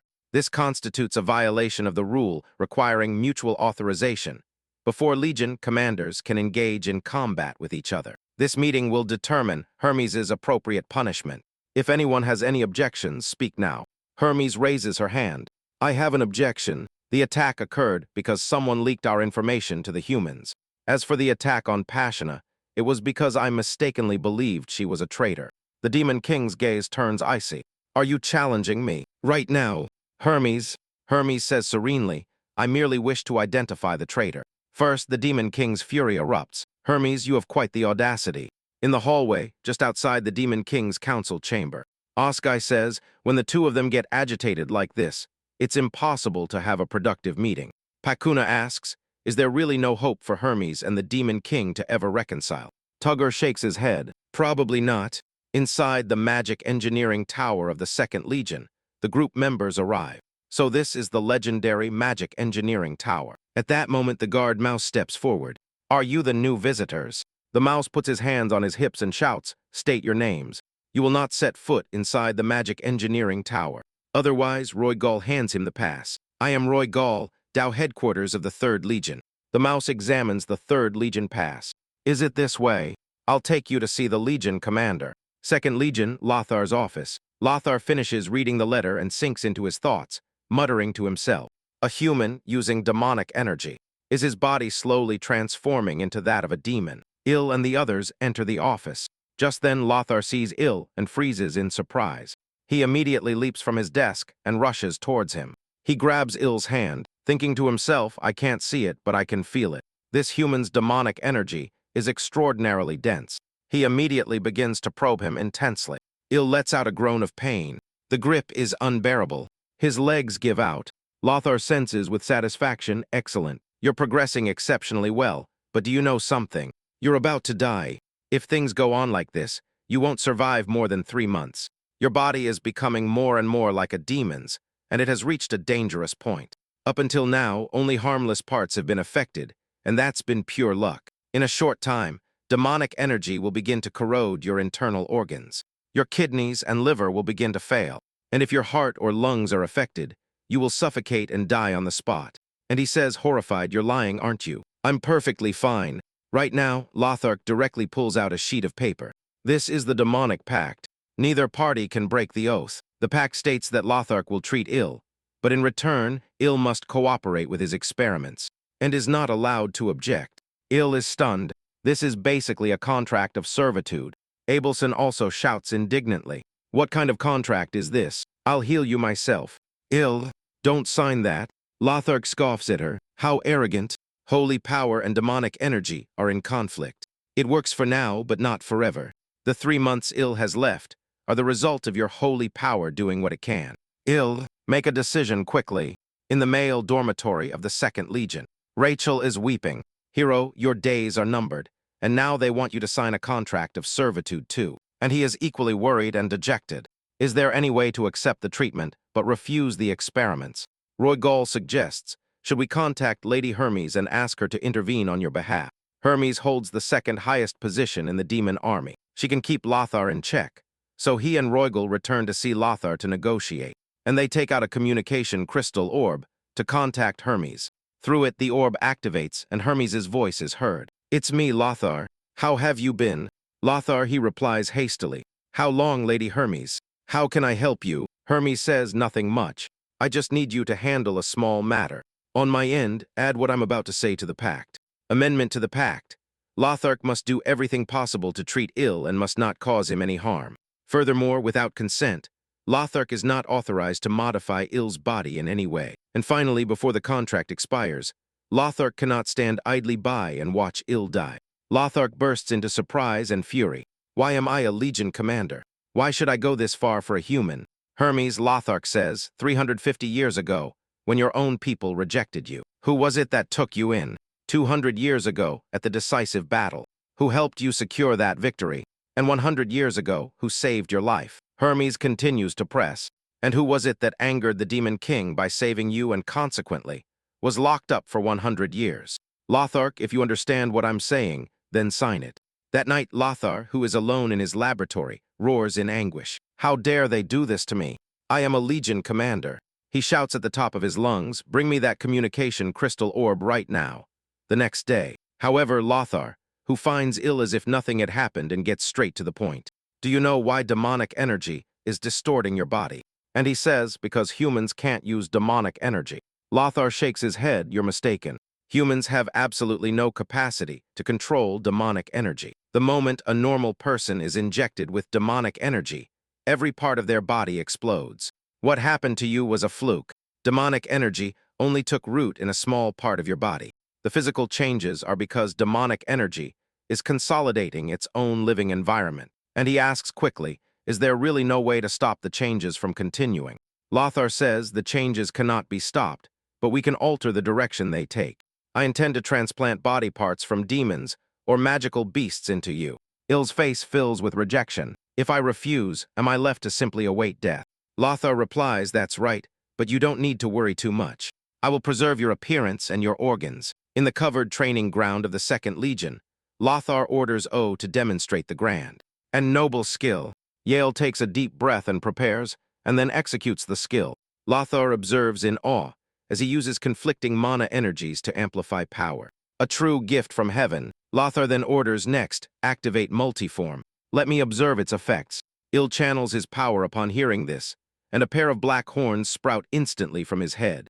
Lothar stares at the horns and thinks to himself, these horns are effectively protective. They protect his internal organs. Il is extraordinarily lucky. Internally, Lothar screams, I'm so eager to study it. What a shame Hermes is standing in the way. Lothar fantasizes, I wish I could mass-produce it like a chimera. And he asks curiously at this point, Lord Lothar, what comes after multiform? Lothar snaps back to reality. That's all for today. Starting tomorrow, I will begin restoring your body and abilities. After that, Il begins an endless cycle of training, day after day of grueling sessions, and high-intensity ones that push his body to its limits, and he even undergoes training. He is subjected to repeated experiments as a test subject. Il's mind and body are pushed to the brink. Il collapses onto the experiment table and groans, I'm dying. Lothar interrupts him. Stop being so dramatic.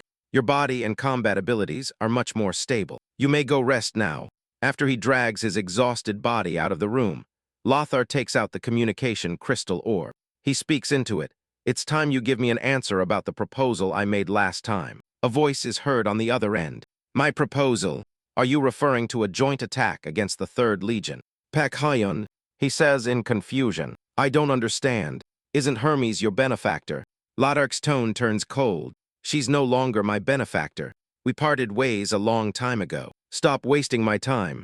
Just tell me if you're joining the alliance or not. Passion says, bewildered, even though you two don't get along. Why don't you just go your separate ways? Why do you have to attack her? Lothar smiles coldly. That was the agreement before. But now Hermes has something valuable in her possession. No matter how strong Hermes is, she can't handle 2 Legion commanders. Work with me. Paquiea thinks for a moment and says, when you have a plan ready, let me know. Lothar says with satisfaction, fine. I'll be in touch in a few days to discuss the details. And every word of this conversation is overheard by Rachel, who has been hiding behind a cookie tin the entire time. She runs back to the dormitory and tells Hermes everything she's heard. Hermes raises an eyebrow. I already suspected that. Is that all you came to tell me? Il says not just that. I'm caught between 2 Legion commanders, and sooner or later, that's going to cost me my life. What do you think I should do right now? Hermes ponders for a moment. I have an idea. One that's sure to give Lothar a good headache. Il asks confused, and what exactly am I supposed to do? Hermes says calmly, hurt yourself. Il, she observes his astonished expression and says, I see you're surprised, but I'm serious. And he looks completely bewildered. What does any of this have to do with me hurting myself? Hermes explains, Lothar has a prized reserve of concentrated demonic essence. Drink it and absorb it into your body. And he panics, if I drink that, won't it kill me? Hermes reassures him, don't worry. Lothar is an exceptional physician, and even I can attest to that. By the pact, he is not allowed to stand idly by and watch you die. So he and Roy Gall sneak into Lothar's research lab. They fix their gaze on the mysterious vials lined up on the table. And he mutters, this is it, the demonic essence that Lord Hermes spoke of. He picks up the most eye-catching bottle and says, the most potent must be this one. Roy Gall jokes, if things go south, I'll be the one to pick up your remains. Il gathers his courage. He throws his head back and drinks the entire bottle of demonic essence in one gulp. The next second, the bottle slips from his hand and shatters on the floor with a dry crack. Il begins to cough up blood, dizzy and disoriented. Roy Gall says calmly, it's starting. This is highly concentrated essence from an ancient magical beast. It's going to be agonizing for a human. He grits his teeth to endure the pain. At least you could have warned me it was going to hurt this much. And he can no longer take it. His consciousness begins to fade. An indeterminate amount of time passes before he slowly opens his eyes. His consciousness returns little by little. He sits up and asks in a weak voice, where am I now? Rachel replies from his side, in the Second Legion commander's office. That mouse worked tirelessly for 4 days straight for you to recover. Just then Hermes enters and says in a light-hearted tone, long time no see. And Roy Gall told me you were feeling better, so I came all the way here to check on you myself. Hermes pats him on the shoulder. Truth be told, you look quite good. You've gotten stronger. Upon hearing this, Il looks at his hands and discovers that his palm has turned black. He lets out a cry of surprise. What happened to me? Lothar explains, the ancient demonic energy has found its home within your body. That magical beast had an indestructible body, and now its traits have manifested in you. Hermes jokes, oh, how envious. So you've been hiding something good from me this whole time. Lothar hears this. He takes out the pact and says, the treatment is complete. Let's annul the pact. Hermes agrees. After all, the contract was only valid until the treatment ended. Hermes raises a finger, and the pact scroll turns to ash in an instant. Lothar stares intently at Hermes and says, this is something you will deeply regret. Hermes raises an eyebrow and smiles slightly. Oh, really? Are you sure it's I who will end up regretting it? I look forward to seeing what you decide to do next. Lothar, once the group leaves the 2nd Legion fortress, great activity erupts as the mouse soldiers busily transport equipment. The chief mouse gives a loud order, everyone arm yourselves, prepare for battle. A short while later, a mouse soldier rushes in to report Legion commander. Everything is ready. Lothar gives the order, then we march towards the Black Castle to retrieve the human test subject that Hermes has snatched from us. Meanwhile, in Laudren's private training grounds, Allah pushes forward with his high-intensity training. He throws a powerful punch. Laudren raises his hand and easily deflects it. Il does not relent, striking again and again with increasingly precise blows. And intense, then he takes a deep breath, gathers every last drop of strength from his body, and begins to build up energy. And he lets out a war cry, and forcefully drives his charged fist into Laudren. He is thrilled because that last punch felt like it truly hit the mark. The next second, Laudren's fist comes back and lays him flat on the ground. And he lies there in pain. Everyone keeps saying I've gotten stronger, but I'm still no match for you. Laudren smiles. The rate at which you've grown is astonishing, truly beyond imagination. But your body has grown faster than you've learned to control it. You'll adapt soon enough, don't rush yourself. One day, you'll show what you're truly capable of. And he shakes hands with him with a smile. Next time, I'll show you a side of myself that will truly impress you. Just then, a huge explosion erupts somewhere on the training grounds. The wall behind Allah is blasted apart, leaving a massive hole. A goblin sounds the alarm and shouts, the Rat Clan is attacking. Everyone prepare. The so-called Rat Clan is a type of demon that resembles mice. Physically weak, but extraordinarily mentally astute. And at this moment, these mice are deploying cannons and relentlessly bombarding the city walls. Paxian observes the bombardment and comments, the firepower is extraordinary. No wonder you're so confident. Very soon, a mouse soldier rushes to report to Lothar. Legion commander, the city walls have fallen. Lothar immediately gives the order. Send the chimeras first to lead the assault. Kitagu, go retrieve that human test subject. I'll handle the 3rd Legion commander, along with the 4th Legion commander. On the other hand, Il and Laudren race at top speed to find Hermes and report the situation.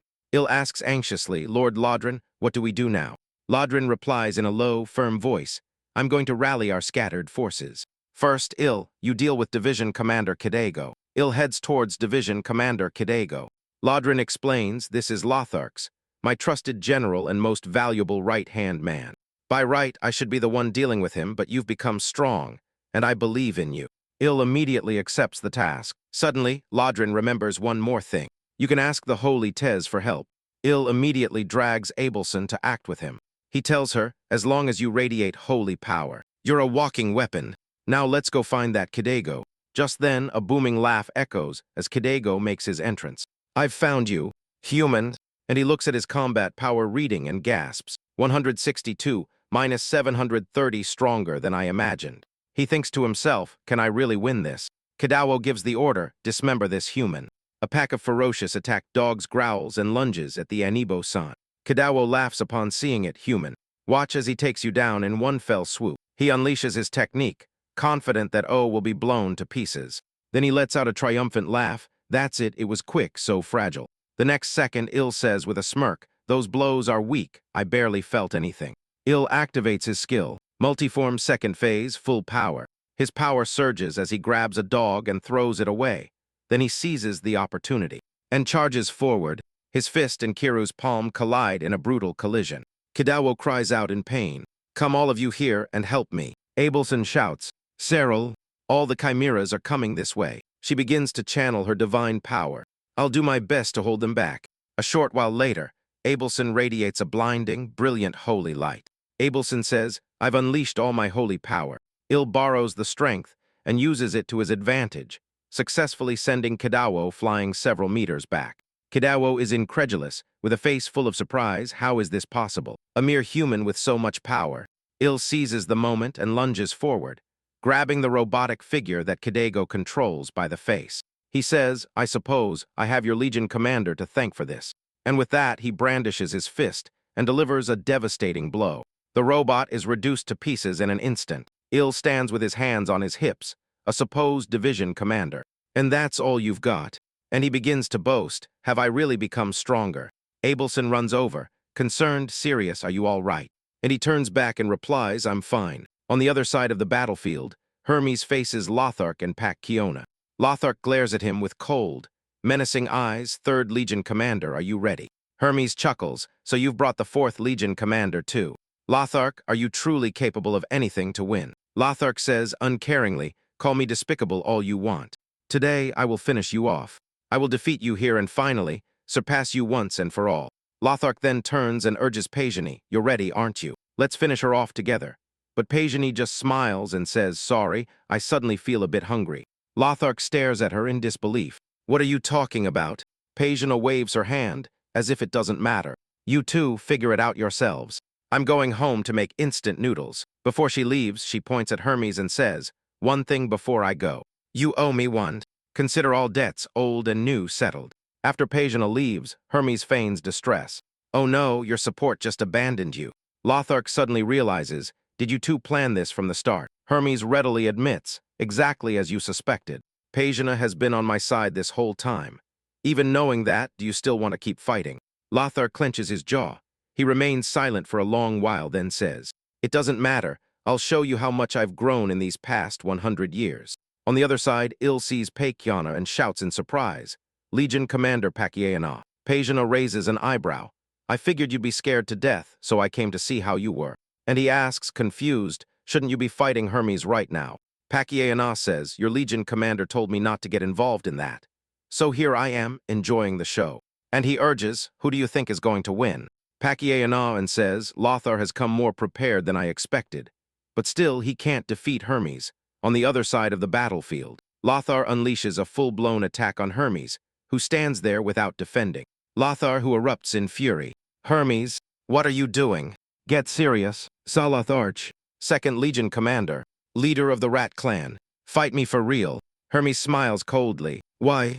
Either way, I'm determined to win this battle. The moment the words leave her mouth, she raises her hand and effortlessly blocks Lothark's full-force strike. Hermes calmly says, Passion, A has abandoned you, and your century-old weapon is useless. Do you really want to go on? Lothar clenches his jaw. You're right about all of that, but I refuse to give up. Then, casting all caution aside, he channels every last drop of demonic energy within him, and a massive sphere of energy takes form.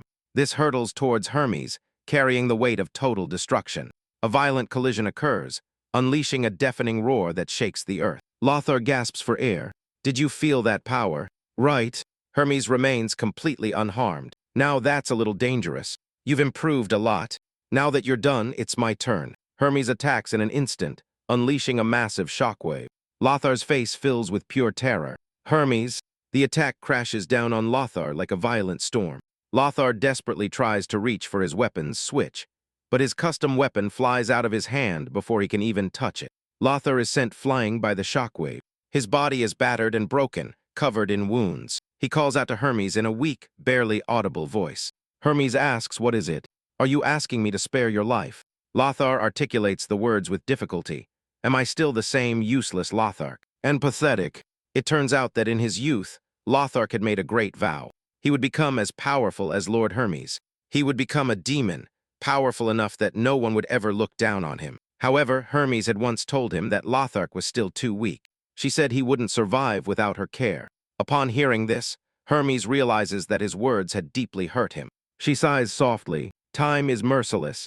It changes so many people and so many things. We started as a pair, always by each other's side. But feelings change with time. Still, thanks to you, I was happy for a long time. She says sweetly, thank you, 2nd Legion Commander. Now get some rest.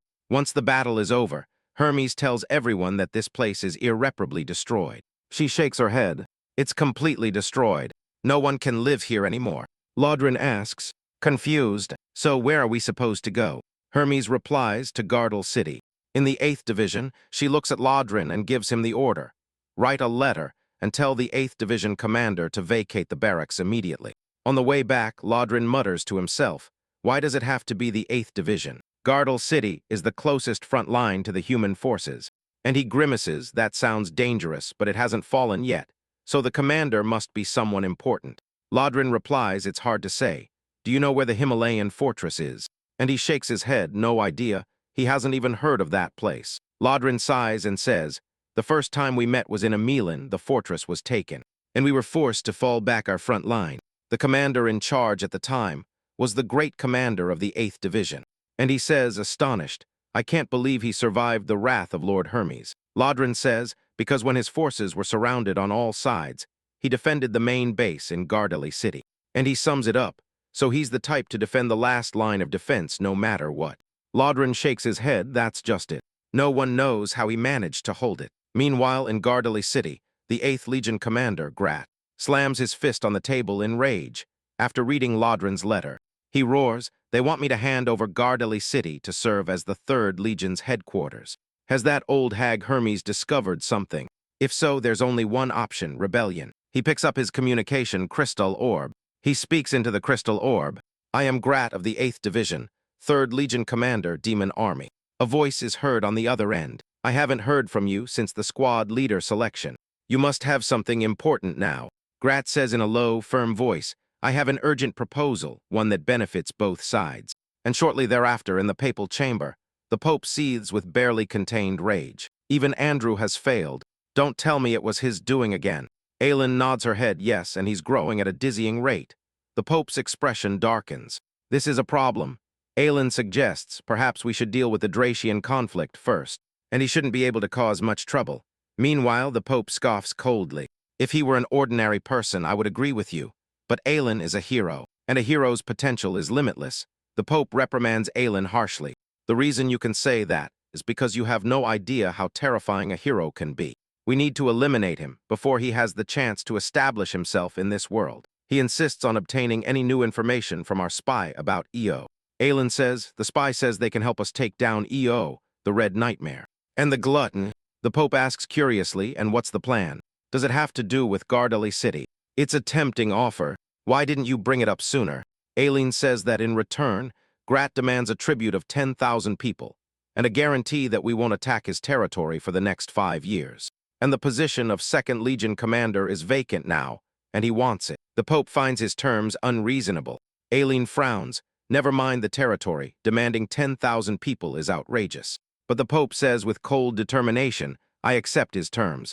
This is a golden opportunity to eliminate all our threats in one fell swoop. I could ask for 10,000 or 1,000,000, and I would still agree. He warns Island, no more failures this time. This is our last chance. Summon all the legendary heroes from all regions and bring them to this battle. This is our final campaign against him. A few days later in Gardella City, Grat greets the group with a wide smile. Lord Verms gave the order, so of course I will hand over Gardeli City. There's just one small problem. Lodrin asks what problem. Grat says the neighboring human forces have been making unusual movements lately. It looks like they're preparing for a siege. Lodrin asks in a serious tone, do you have a plan? Grat says, I'd like to send assault teams to break through their lines before they can regroup. So I'd like to enlist your help. We've been short-handed lately. Lodrin ponders for a moment and then nods. Understood. He adds, can the people who came with me join my unit? Grat seems hesitant. That might be a problem. Just looking at them, you know they'd be a liability. But since we're short-handed anyway, I'll assign them where they'll be most useful. That night in his quarters, and lies on the bed muttering to himself, what does it mean to want to be a hero? I'm supposed to be a hero, and yet here I am going to war against humans. It's a lot to deal with. Rachel gently tries to comfort him from her side. There's nothing you can do about it. It's simply the current situation. Il dares a bold hypothesis. Perhaps heroes don't exist for humans or for the sake of absolute justice. Abelson chimes in from nearby. It is said that heroes appear in response to the collective will of all living beings. E sighs, light up, and he quickly asks, What does that mean, the collective will of all living beings? Abelson explains that, according to ancient texts, heroes are born for the welfare of the absolute majority. Lee looks at her stunned. Does that majority include life beyond humans? Abelson nods her head. It's possible that, viewed from a broader perspective, human happiness doesn't equate to the happiness of all living beings. And he has a sudden revelation. So the absolute majority refers to all living beings. Abelson smiles slightly, probably. And that's precisely why the world needs a mutant hero like you. The next morning, Abelson and Babbo are assigned to the rear to guard the supply facilities. And sighs, I did what the division commander said, but now I'm more worried than before. Rachel asks curiously, what are you worried about? And he points to the map. Our position on this mission makes no sense. Rachel looks confused. It makes no sense. I think being here is perfectly safe. He thinks carefully. Lord Run's position is dangerous, yet we've been placed in a completely safe rear.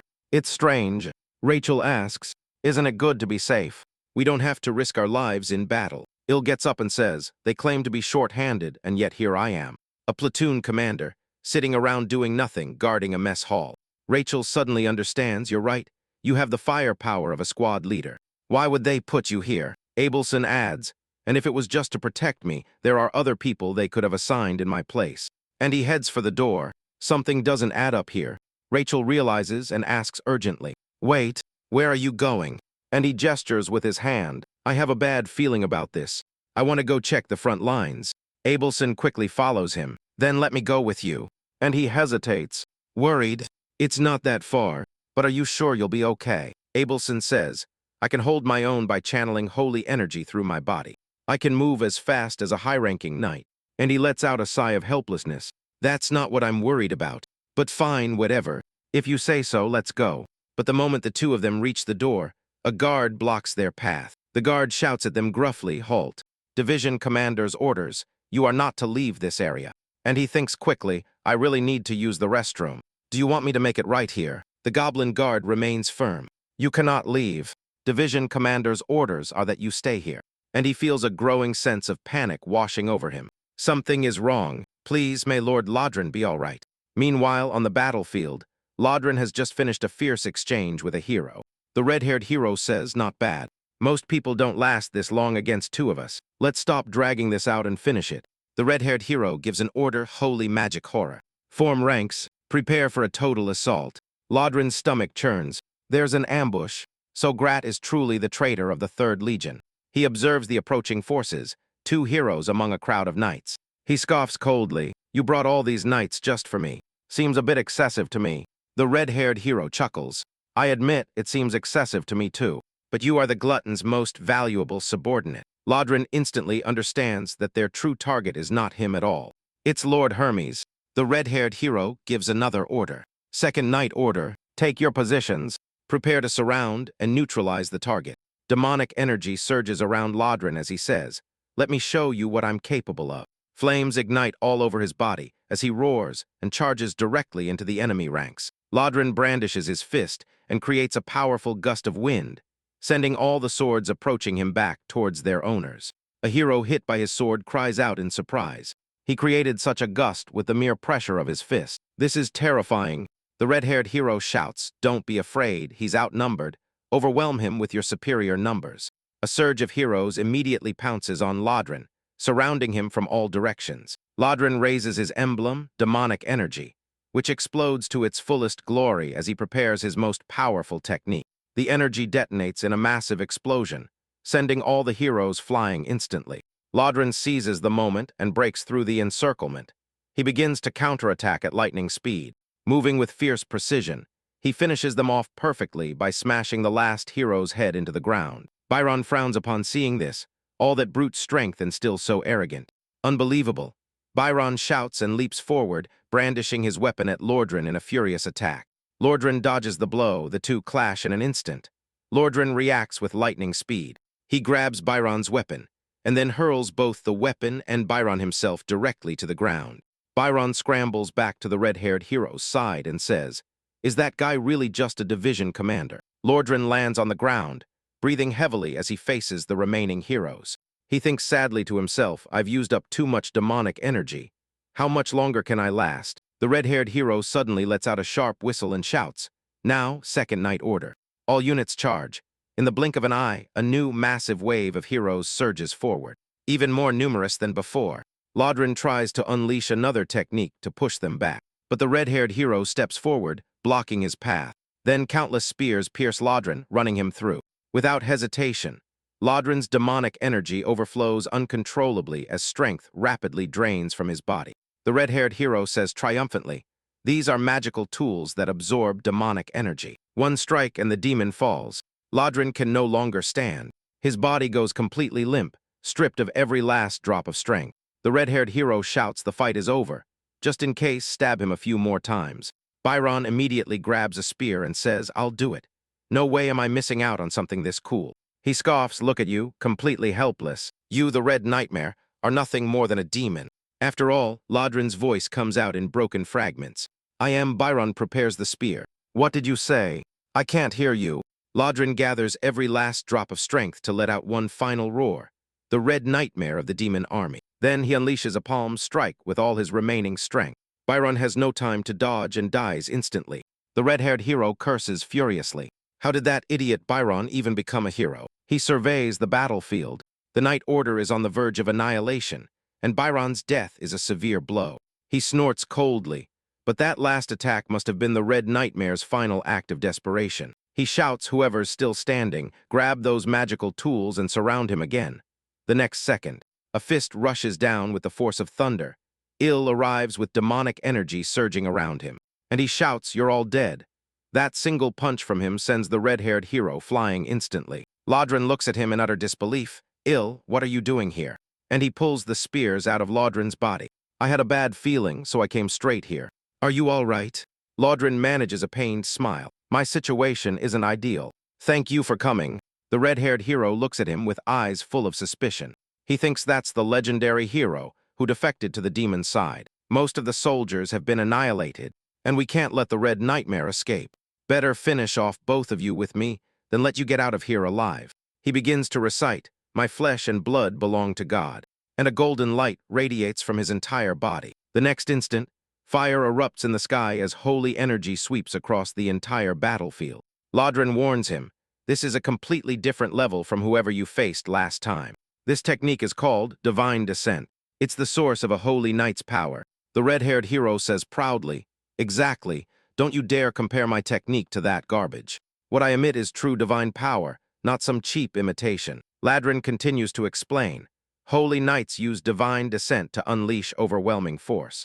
But whoever uses it will pay with their life." The red-haired hero calmly admits, "Just as you said.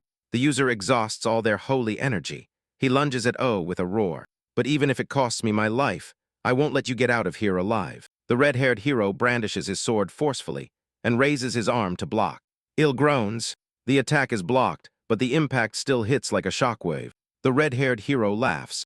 "Holy energy and demonic energy are opposite in nature. You are no longer a human hero." At that moment, a huge sphere of energy forms, containing the force of pure destruction. It lunges at both of them. Il takes the full impact and is sent flying almost 10 meters before regaining his balance. Il glances at Lodrin, thinking anxiously, "Can Lord Lodrin endure? He seems to be in worse shape than me. He must be suffering much more than me right now. If I can drain the red-haired hero's holy energy, he will die. I just need to buy time. But how much longer can Lord Lodrin really hold on?" The red-haired hero is coughing up blood and muttering to himself, "I've expended more holy energy than I expected." His ears are ringing, and his vision is getting blurrier by the second. He stabilizes himself with a thought, "But they are demons that feed on demonic energy. Even blind, I can sense them." And he suddenly speaks, "You've gone blind now, haven't you?" The red-haired hero says, "I can't see." "Yes, but that doesn't change anything. I can sense your demonic energy even with my eyes closed." And he looks surprised. "You're that sensitive to demonic energy. It's impressive. No wonder things have turned out the way they have." The red-haired hero says with irritation, "Get to the point. Stop wasting my time." And he says, "Right now you can't perceive anything but demonic energy.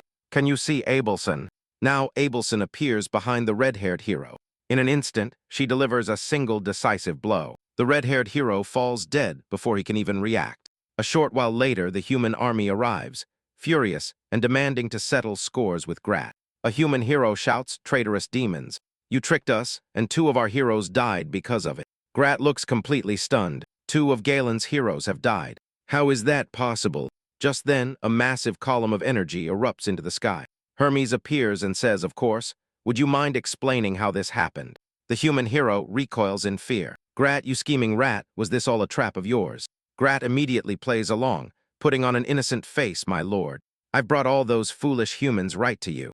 Hermes lets out a light chuckle. Well, Grata the useless has done something commendable.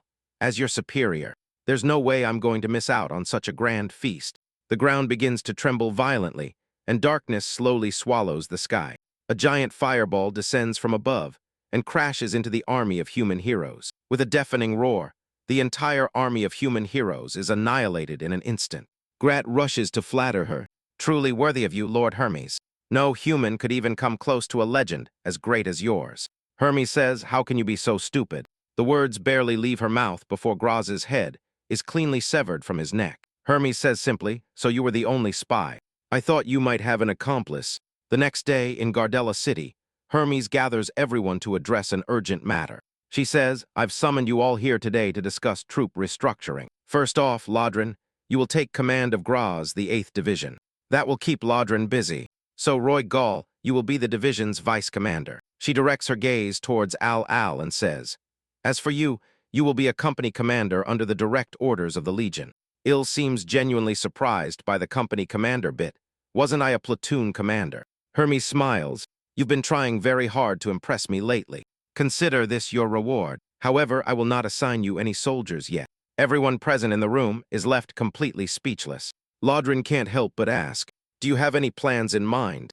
After all, he holds the title of company commander. After all, Hermes smiles mysteriously. "I want to observe the situation before deciding whether to assign him troops." Hermes continues with her announcements. "From today onwards, this is Montan. He will be in charge of Legion commander duties in my stead. In short, I will be absent for a while. There is an urgent matter that I must attend to." That night in Abelson's quarters, Hill says, "What led you to strike him from behind like that?" Abelson replies, "I just felt like I had to do something. I need to keep pushing myself to get stronger." Hill thoughtfully says, "So you plan to keep fighting alongside us in the future?" Abelson nods. "If everyone is willing to accept me, I'll be happy to help." Hill smiles and encourages her. "I know you'll do incredibly well. You're one of the most powerful holy energy wielders in the entire empire." Abelson shakes her head. "Raw power alone doesn't win fights. Look at yourself. You rarely resort to brute force. You always win with the power of reason." Rachel chimes in from her side, slightly indignant if you put it that way. "People who don't know him might think the hero is some kind of delinquent. For the record, our hero is very impressive." On the other side, in Danath, a border town of Galen, Hermes arrives alone, bursting into the town, and leaves no one standing in her wake. Hermes says coldly, "I'll let one of you live to carry the message back. From today on, I will erase one town from the map of the Holy Empire." Every day, back in Gardeli City, Lodrin learns the news and rushes to find Hermes immediately. Hermes raises an eyebrow. "Wow, you forgot to knock." "That's odd." Lodrin's face is filled with concern. "What on earth are you thinking by going after human settlements alone?" Hermes calmly says, "Everything I do is for the future of our people. The moment it comes to light, they will have no choice but to play their winning card, even though it can only take out one of Galen's legends. That will buy us time." Lodrin looks confused. "And what exactly do you plan to do with that time?" Hermes replies, "Well, it will give our hope room to grow." Of course, after Lodrin leaves, Hermes mutters softly to herself, "Lodrin will never be able to accept this." Montan says, "He is too serious by nature, but are you still against collaborating with the Demon King?" "That battle plan is too risky." Hermes says, "The Demon King and I have closed that chapter. I don't hold a grudge against him for the decision he made, because I finally understand why the Demon King has been avoiding war all this time. To be honest, until recently, I thought he was letting his feelings make him foolish. I couldn't understand how that man had suddenly become such an indecisive idiot, and that he overthought things. I even lost my temper with him. I once told him to go back to being the powerful and ruthless Demon King he used to be. And yet, here I am about to make a decision that my past self would never have made. If I had understood the feeling of wanting to protect someone a little earlier, I would never have treated him that way." Hermes then summons Frischer, and it turns out Frischer is one of the Pope's men. Hermes says with a smirk, "You're still playing priest." Frischer removes his mask his true face revealed. He says with quiet emotion, "I've been living as the Pope for so long that I guess old habits die hard." Hermes hands him a letter and says, "This is for you, the other two. Please deliver one to Lauden and another to Monton." Hermes adds one last instruction: keep an eye on a Laud and make sure he stays alive. Fisher seems genuinely surprised. "Are you serious?" "Why?" Hermes smiles. "When you meet him, you'll understand." The next day, in EO's quarters, someone suddenly yanks the blanket off him. Allah wakes up with a start and shouts, "Who is it? How dare you disturb my sleep?" When he sees that it's Laudren, Il immediately stands firm. "Whatever you need, just tell me. I'll get right on it." Ladrin says in a grave tone, "Il, you need to leave right now."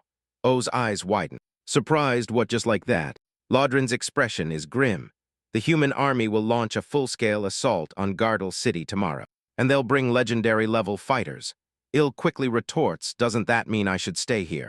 And Laudren sighs, "Their target is Lord Hermes. It's not us they're after, but if something happens to Lord Hermes, I won't be able to protect you alone. So why leave Gargula City and take the same trial with you? When things calm down and you find a stable place, contact me with the communication orb." Just then, Abelson's voice is heard from outside. "Sir Him, it's almost time to leave." Il turns and looks up. Surprised, "Miss Abelson, and who is that beside you?" Fisher introduces himself. "My name is Fisher, by order of Lord Hermes.